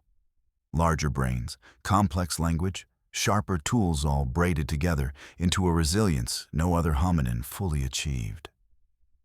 Slowly, they begin to spread across the globe, carrying with them not just survival, but culture. It is tempting, looking back, to see inevitability. To imagine that the rise of humans was written in stone the moment the first primate picked up a stick. But history offers no such guarantees. Every step was precarious, every advancement an accident compounded by chance. If one drought had lasted longer, if one disease had struck harder, if one predator had prowled closer, the story might have ended before it began. Yet here we are, inheritors of fire and language, bearers of tools and stories.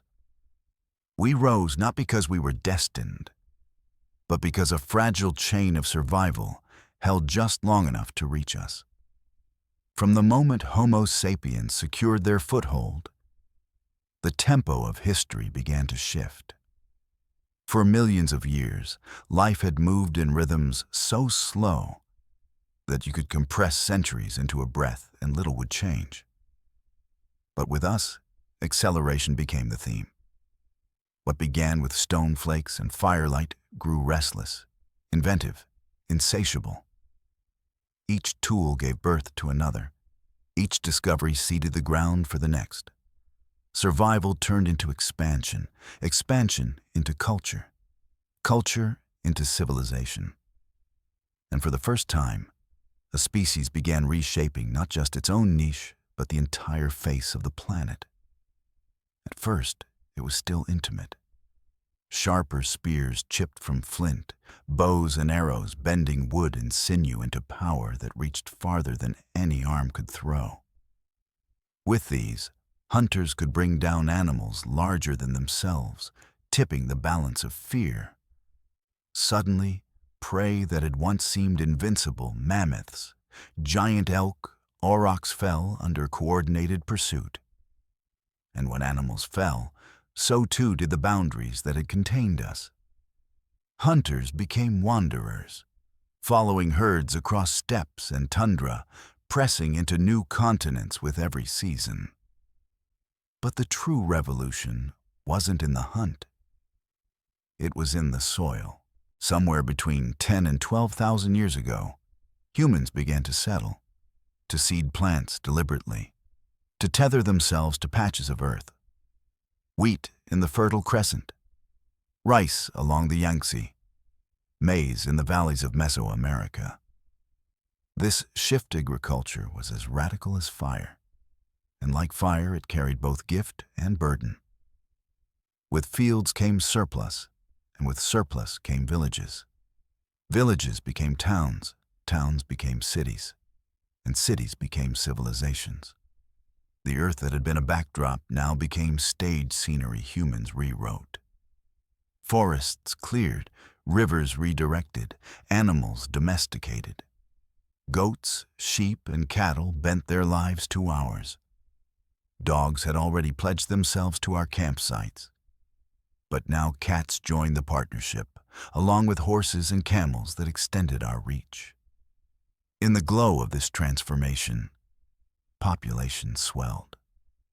10 families became hundreds, then thousands, then tens of thousands, living side by side in arrangements no hunter-gatherer band could have fathomed.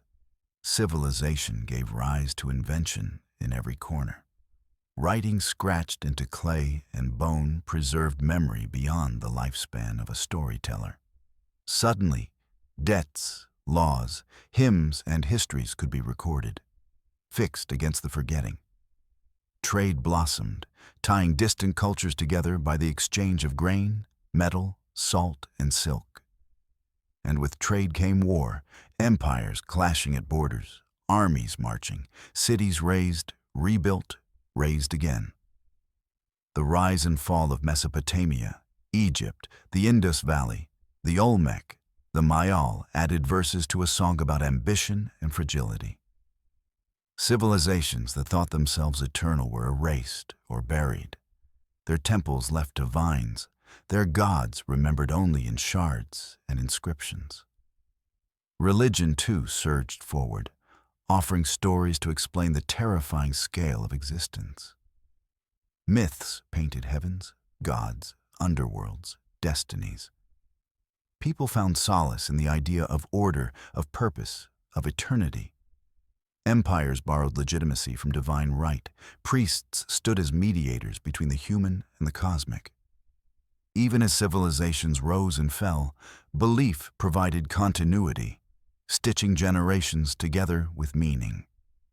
Yet beneath the grandeur, fragility remained. Crops failed in droughts, floods swept away homes, plagues moved through populations with lethal efficiency, sometimes reducing entire cities to husks. And always, humans pushed against the limits of their own success. More mouths meant more demand meant more expansion meant more vulnerability. The cycles of abundance and collapse became the drumbeat of history. Then, a new spark: machines. Beginning in the 18th century, the Industrial Revolution harnessed fossilized sunlight, the coal and oil of ancient forests to drive engines, weave cloth, spin turbines. Steamships crossed oceans that once took months in mere weeks. Trains stitched continents together in steel. Factories turned crafts into industries. Cities swelled with smoke and sweat. The rhythm of human life, once tied to sun and season, was now tied to clocks and whistles. Time itself became industrial. With this acceleration came transformation beyond imagining. Science surged, medicine lengthened lifespans, sanitation staved off disease. Populations exploded, wars became mechanized, their tolls written not in hundreds, but in millions. Technology leapt forward, and with it, so did destruction. Yet in the ruins of every war, new inventions emerged, reshaping the next chapter. The cycle was brutal, but it was fast, each century remaking the world in ways earlier millennia could not. And then, in barely a breath, humans stretched their reach into the stars. Rockets rose on columns of fire. Satellites circled the globe. Astronauts stepped onto lunar dust. We looked back at Earth from orbit and saw it as a fragile marble suspended in darkness. Blue and white, alive but small. That perspective shift was profound. The entire history you've been walking through, the microbes, the forests, the dinosaurs, the mammals condensed into one delicate sphere. It is breathtaking, and it is dangerous. Because acceleration is double-edged. The same ingenuity that built vaccines and engines also split atoms and altered climate. In 2 centuries, a blink compared to the reign of dinosaurs, we have altered the composition of the atmosphere, warmed the planet, filled oceans with plastic, carved forests into fragments. We have the power to shape Earth, yes, but also to unmake the balance that sustains us. Acceleration is our gift. It is also our gamble. Stand back now and look at what we have done. No other species in Earth's long history has left a mark quite like ours. From orbit, you can see our presence etched into the planet. Grids of light at night, highways carving continents, scars of open-pit mines glowing like wounds, forests cut into checkerboards of field and pasture. We have redrawn coastlines with cities, dammed rivers into lakes, and turned deserts into greenhouses of glass and steel. Humanity's signature is everywhere. It is tempting to mistake it for permanence. Geologists debate whether we have entered a new epoch. The Anthropocene, the age of humans. Its signatures are undeniable. Our smokestacks have layered carbon into the atmosphere in amounts measurable in polar ice cores. Our plastics drift in oceans, buried in sediments, fossilizing into a future layer of synthetic stone. Our nuclear tests have left isotopic fingerprints that will outlast our lifetimes by millennia. For the first time, a single species is not merely shaped by the planet, but is shaping its climate, chemistry, biodiversity on a global scale. And yet, when you place this against deep time, the Anthropocene is an illusion of grandeur. We have been shaping Earth for centuries, not millions of years. Compare that to the cyanobacteria, those ancient microbes that altered the atmosphere itself, filling it with oxygen and wiping out lineages that could not breathe it. Their transformation endured for billions of years. Our carbon surge is profound, yes, but in the sweep of geological epochs, it will register as another spike, another scar, another story in stone. We are not the first to change the Earth, and we will not be the last. Think of how brief our dominion is. Our cities are only thousands of years old. Our industrial society only a few centuries. Contrast that with the age of dinosaurs, 150 million years of dominance, or the reign of trilobites, 300 million. If we vanished tomorrow, how long would our presence linger? Skyscrapers would crumble in decades. Bridges would collapse in a century. Plastics might last tens of thousands of years, but even they would eventually break down, ground into micro-fragments, scattered and swallowed by the sea. Fossil fuels would record our hunger, radiation would leave a faint shimmer. But given enough time, even these marks would fade beneath tectonic churn and ocean burial. And yet, while we are here, our influence is undeniable. We have bent ecosystems to our will. Forests that once spanned continents are reduced to fragments. Species vanish at a rate so high that scientists speak of a sixth mass extinction. We have changed the chemistry of seas, acidifying waters that once nurtured coral kingdoms. We melt glaciers and shift coastlines. We drive deserts farther. It is a power unmatched in speed and scope. But speed does not equal endurance. Influence is not the same as permanence. Look closer, though, and the story is not only about destruction. Humans also create. We plant forests where none existed before. We save species on the brink of extinction. We stitch habitats back together. We design landscapes of agriculture and gardens, weaving beauty into function. We build art, music, literature, intangible creations that will not fossilize but ripple across minds. We are shapers, yes, but not only in ruin. Our hands destroy, but they also craft. Still, the humility of scale must remain.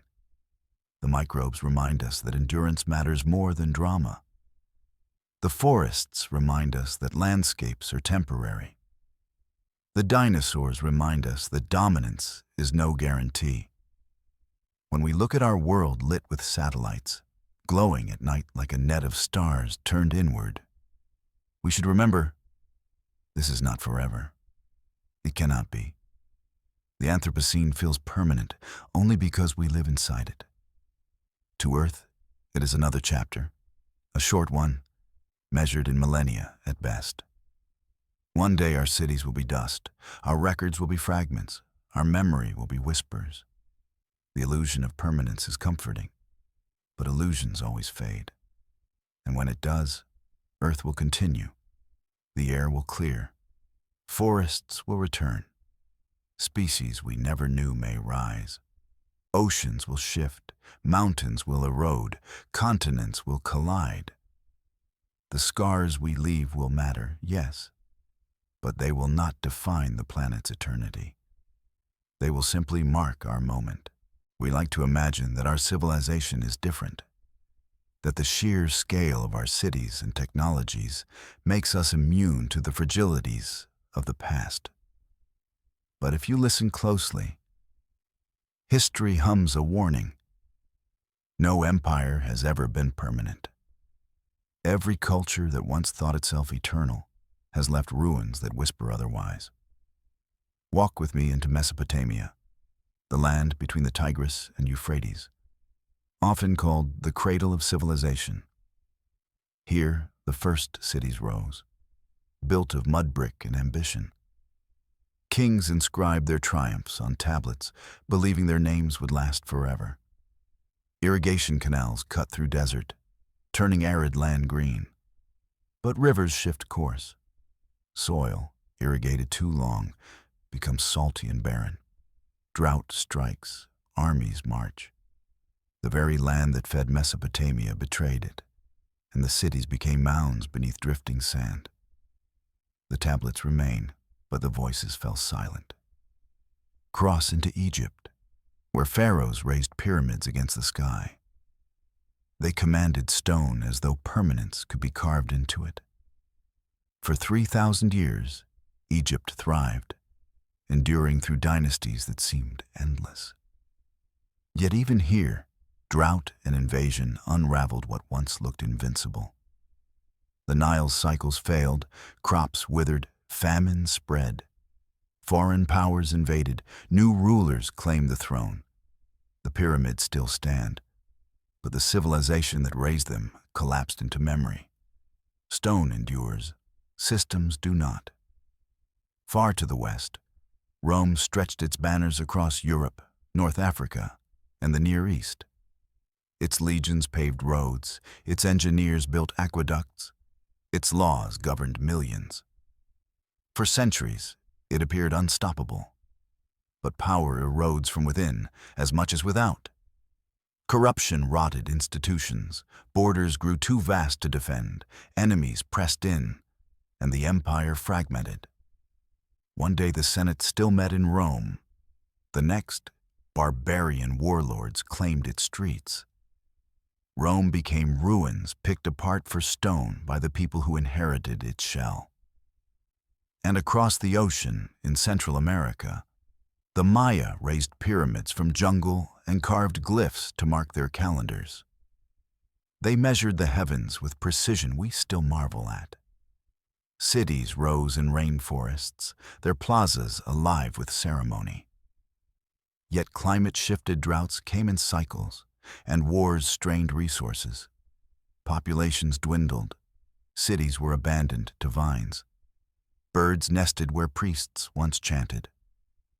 The jungle reclaimed its stage, leaving behind silent staircases and eroded glyphs. Again and again, the pattern holds. Civilizations believe in their own eternity, but eternity does not believe in them. Soil fails. Rivers dry. Invaders march. Leaders falter. Systems crumble. What feels permanent within a lifetime is fragile in centuries. And in millennia, everything shifts. Even more haunting is how familiar the signs feel. Climate instability undermining agriculture. Overreach stretching resources too thin. Inequality hollowing out trust. External pressures exploiting internal weakness. We like to think these are problems unique to us, but they are not. They are patterns older than writing. They are the rhythm of rise and fall.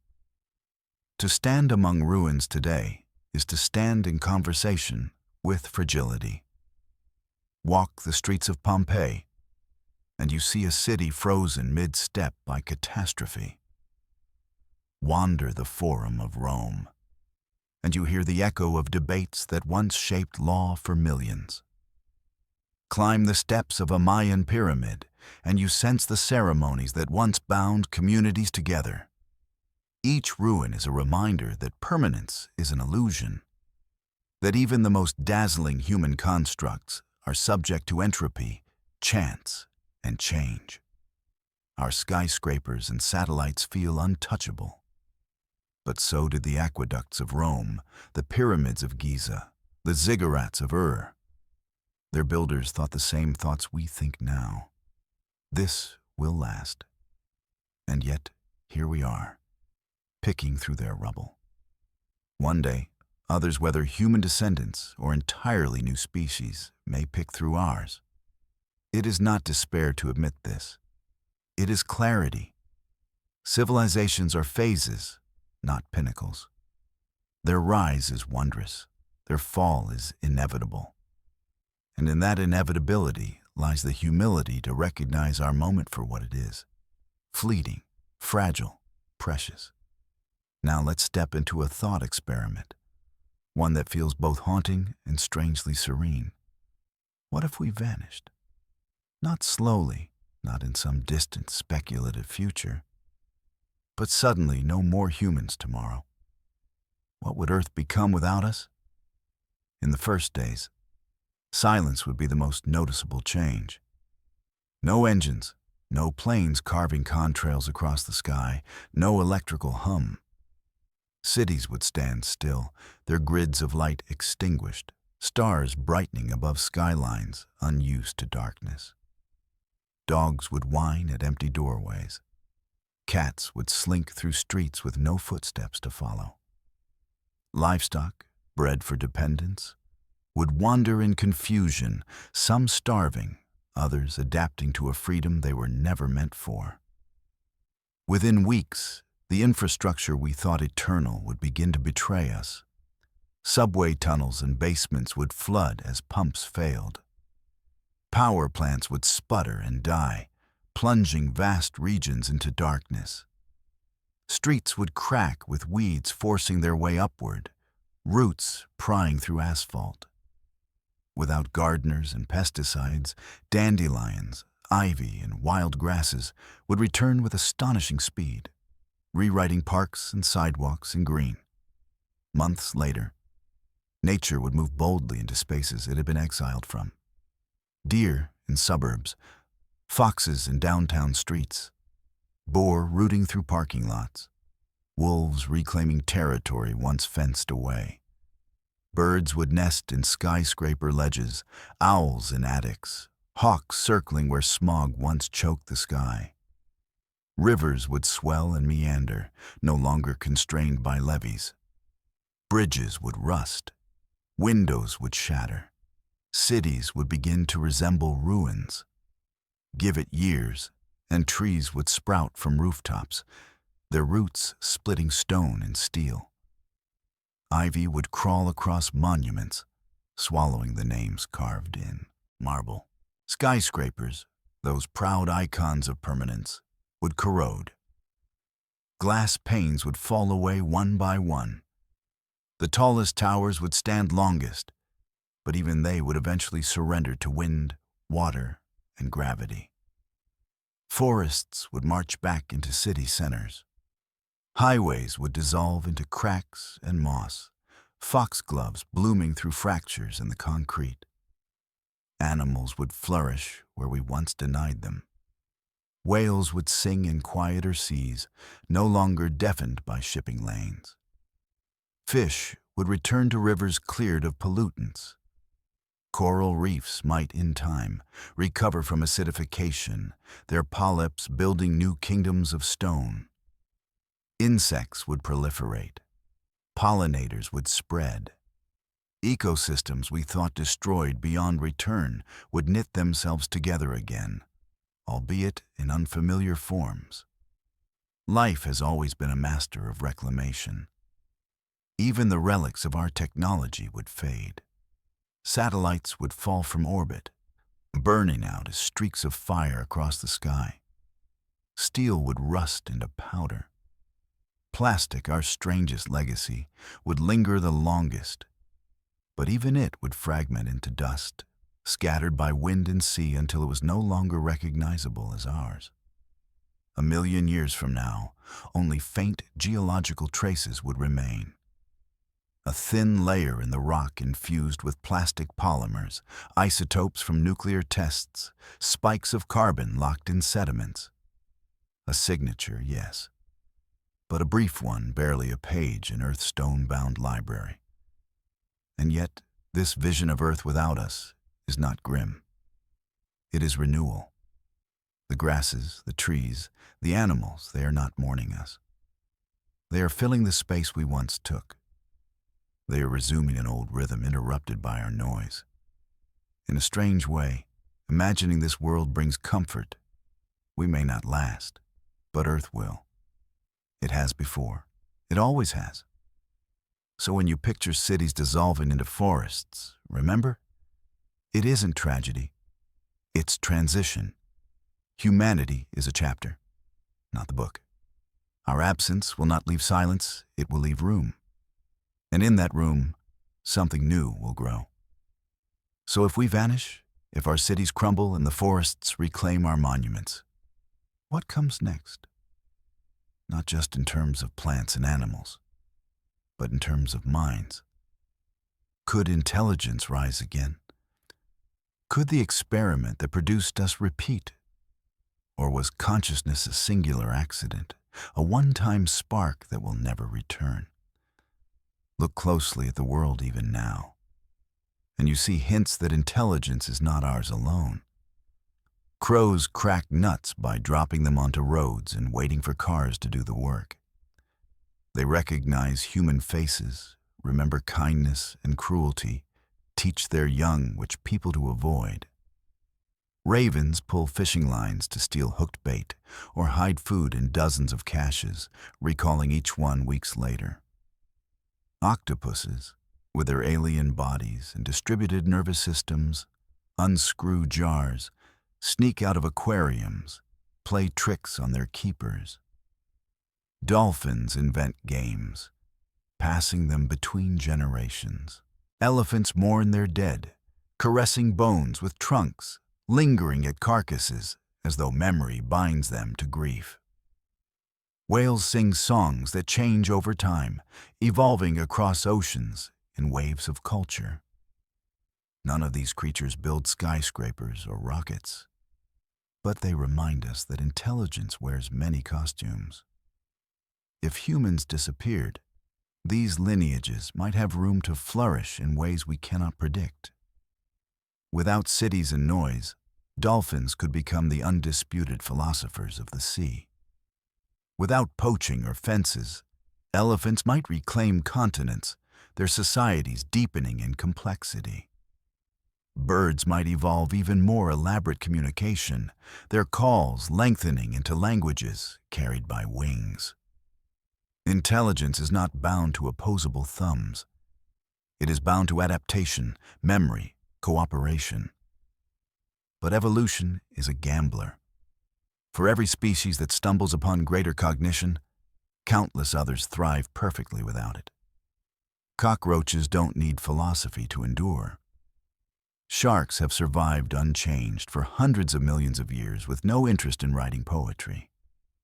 Intelligence is costly. It demands energy-hungry brains, extended care for vulnerable, young, complex cooperation that risks conflict.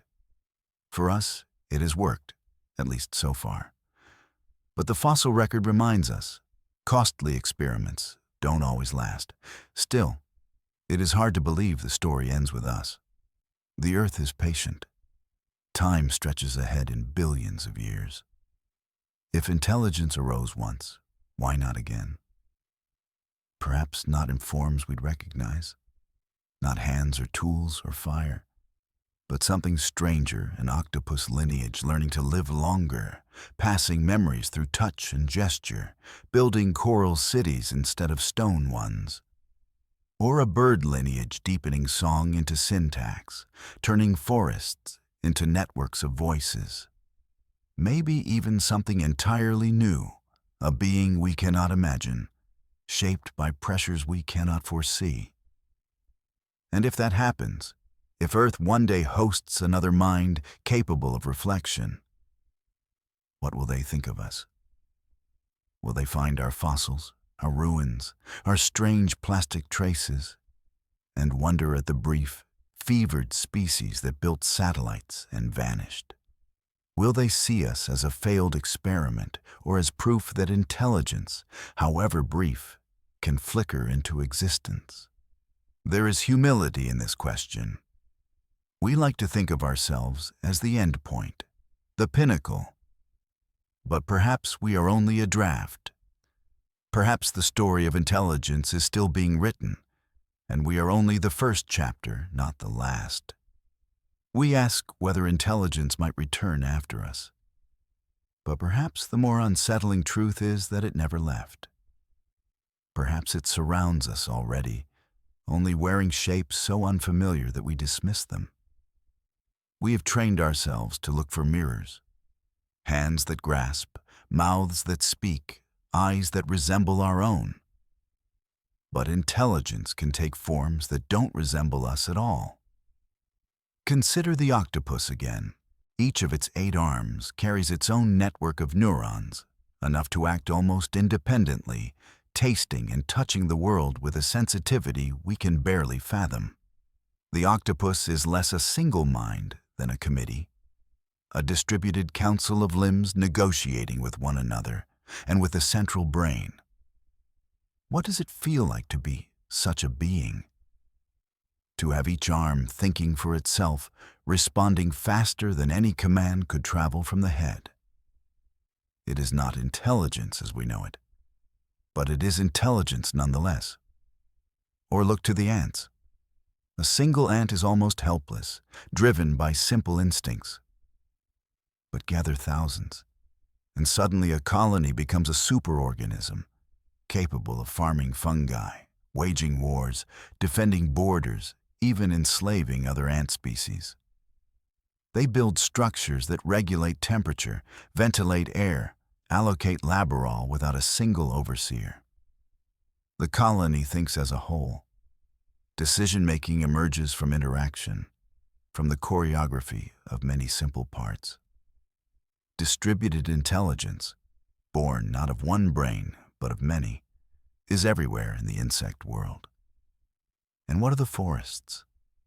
Beneath the soil, mycorrhizal fungi weave through roots in vast underground networks, what scientists sometimes call the wood wide web. Trees signal through these threads, sharing nutrients, warning of pests, sending chemical alerts. A tree under attack by insects can trigger defenses in neighbors through the fungal network. Seedlings in the shade can receive carbon from older trees, as though parent and child were linked by invisible veins. Is this not a kind of communication? A kind of mind spread thin and wide across acres of earth? Even whales challenge our narrow vision of thought. Their songs echo through oceans, carrying themes that shift and evolve across generations. Entire populations adopt new verses as though passing down folk songs. Humpbacks trade melodies like cultures and dialogue, and we still cannot decipher the full grammar of their songs. What they know of each other, what they carry in memory, may rival our own traditions in depth, if not in form. The humbling possibility is that intelligence is not rare, it is abundant. But it does not always look like skyscrapers or spaceships. It looks like song or root or swarm. It looks like processes too slow or too alien for us to notice. A forest may think in centuries. A whale may compose in kilometers of ocean. An ant colony may problem solve in movements too small for us to measure. We dismiss what we cannot translate, but translation is not the measure of mind. And so the question of permanence shifts. Perhaps it is not whether intelligence will arise again after us, but whether we are capable of seeing the intelligences already present. What if our species' greatest blind spot is our insistence on mirrors? What if the earth is already alive with thought, just not in ways that flatter us? This realization reframes our place. We are not the sole experiment, not the unique blossom in an otherwise empty field. We are one among many ways the universe has learned to notice itself. To think otherwise is not only arrogance, it is loneliness. Step back further, past the forests and ant colonies, past the bird song and the whale song, and the scale of intelligence dissolves into something larger still. Beneath all these lives, the earth itself is moving slowly, inexorably on rhythms so vast that our entire species exists only in the blink between beats. Look down. The ground you stand on is not still. Continents drift across the mantle, carried on plates that crash, subduct, fracture. In 1,000,000 years, your home might be underwater. In 100 million, it might be part of a mountain chain taller than the Himalayas. Oceans open and close like lungs, their currents redirecting heat and life across the globe. Ice ages pulse in cycles tied to the tilt of Earth's axis, the shape of its orbit, the faint tug of the moon. These are the metronomes of deep time, so slow we do not hear them, yet so powerful they decide whether forests thrive or glaciers grind continents to rubble. Lift your eyes. The rhythms stretch further still. Stars are born in clouds of gas, burn for billions of years, then collapse into white dwarfs, neutron stars, or black holes. Our sun is halfway through its life. 5 billion years from now, it will swell into a red giant, scorching Earth into a cinder before fading to an ember. Galaxies collide in silent ballets, their arms knitting and unraveling over spans no human number can hold. The Milky Way and Andromeda are already fated to merge, but the encounter will unfold over billions of years, so slow that if we were to watch it, we'd see nothing.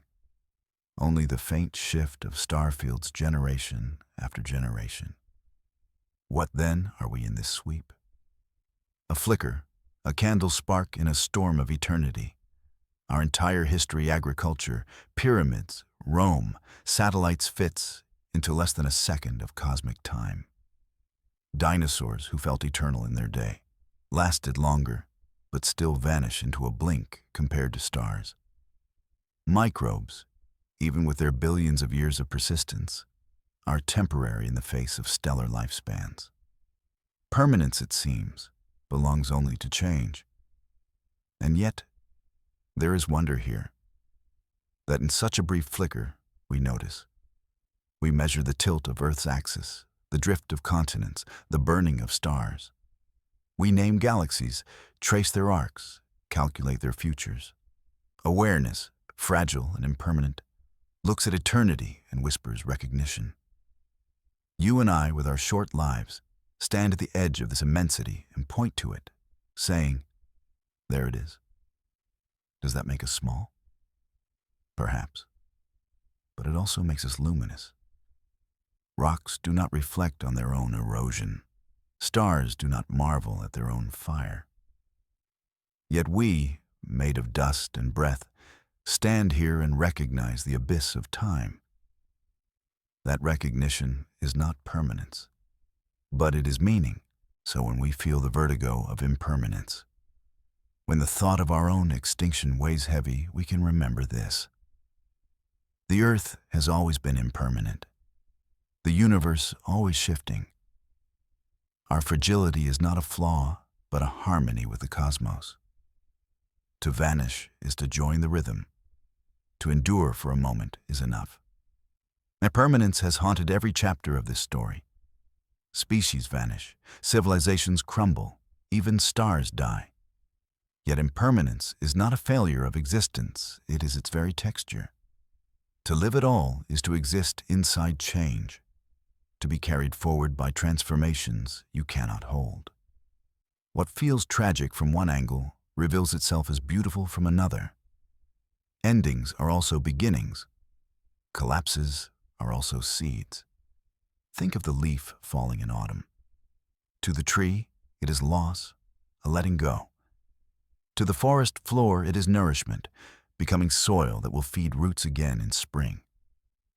The death of a star seems cataclysmic, shock waves tearing through space, planets scorched, light extinguished. And yet, those explosions scatter the heavy elements: iron in your blood, calcium in your bones, gold in your rings that make life and civilization possible. Without endings, there is no renewal. Without collapse, no creation.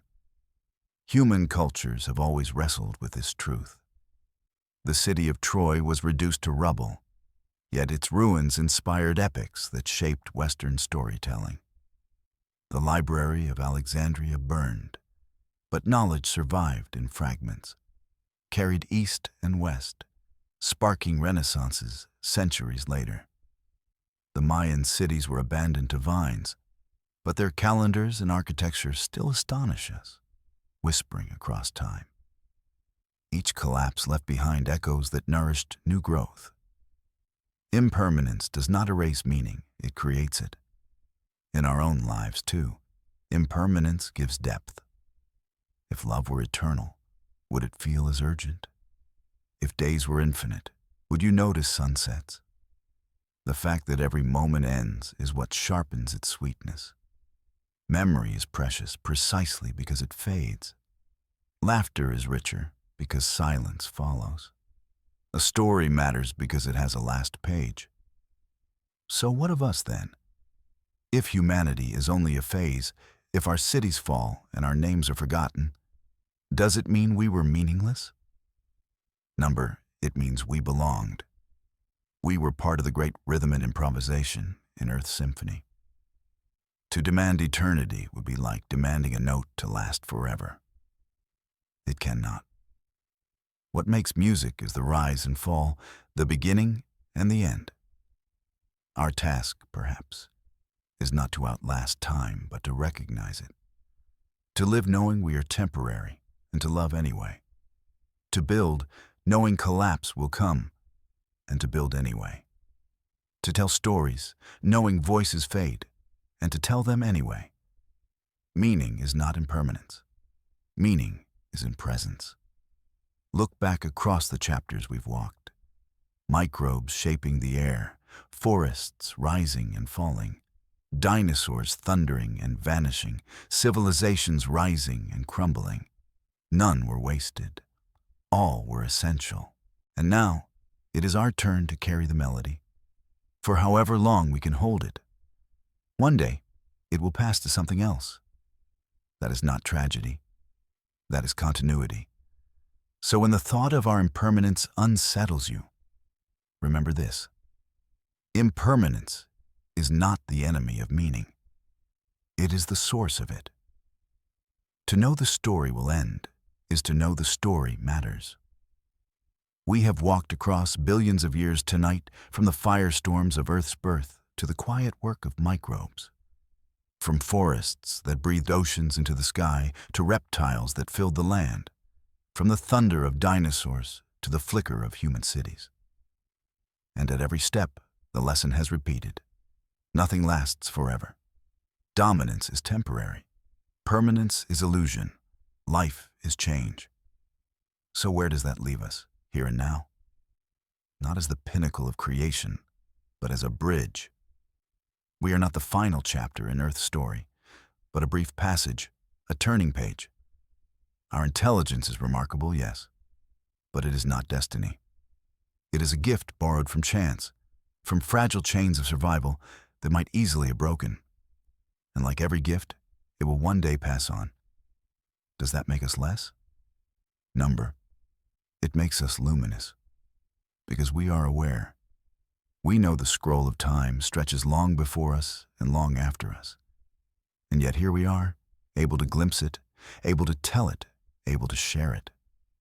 Awareness is our rarest inheritance. It is what allows us to marvel at stars, to mourn ruins, to love fleetingly, to imagine futures we may never see. No other phase of life that we know has carried this exact burden and blessing. To know we will end, and to live anyway. Our meaning lies not in permanence, but in connection, in the stories we tell, the bonds we form, the traces of care and creativity we scatter along the way. Like trilobites, like forests, like empires. We will fade, but in our moment, we are here. We belong, and that belonging is enough. So when you next look at the night sky, or breathe the oxygen gifted by ancient microbes, or walk beneath trees rooted in the ruins of vanished forests, remember this. We are part of something larger. We are not the final note, but one voice in a chorus spanning billions of years. And when our voice fades, the song will go on. Now let the pace soften. Let the images you've carried to firestorms, the forests, the giants, the ruins settle into quiet echoes. The story has been vast, stretching across eons, but tonight it narrows to a single moment. You, here, listening. All that time, all those chapters, have led to this breath, this heartbeat, this fragile awareness. Close your eyes, if you haven't already. Imagine the earth beneath you, steady and ancient, holding you as it has held everything that has ever lived. Mountains rising and falling, seas advancing and retreating, forests greening and vanishing, all of it still here, in some form, beneath your feet. You belong to that continuity. You are woven into it, as much a part of Earth's story as trilobites, as dinosaurs, as the moss on a stone. Breathe deeply. The oxygen filling your lungs was made possible by microbes billions of years ago. Feel the air move through you, a gift from lives long vanished. Exhale and know you are returning it, completing a cycle older than thought. Let your mind drift through the ruins we passed. Pyramids sinking into sand, cities reclaimed by jungle, fossils pressed into stone. None lasted forever. None needed to. Their impermanence does not erase their meaning. It deepens it. And so it is with us. with you. As the story slows, hold on to this. You are temporary, yes, but you are also luminous in your awareness. You are a spark that notices itself, a voice in the chorus, a thread in the tapestry. Your place is not forever, but it is now, and now is enough. So rest, knowing the song continues. The earth turns, the stars wheel overhead, and for this moment, you are part of it all.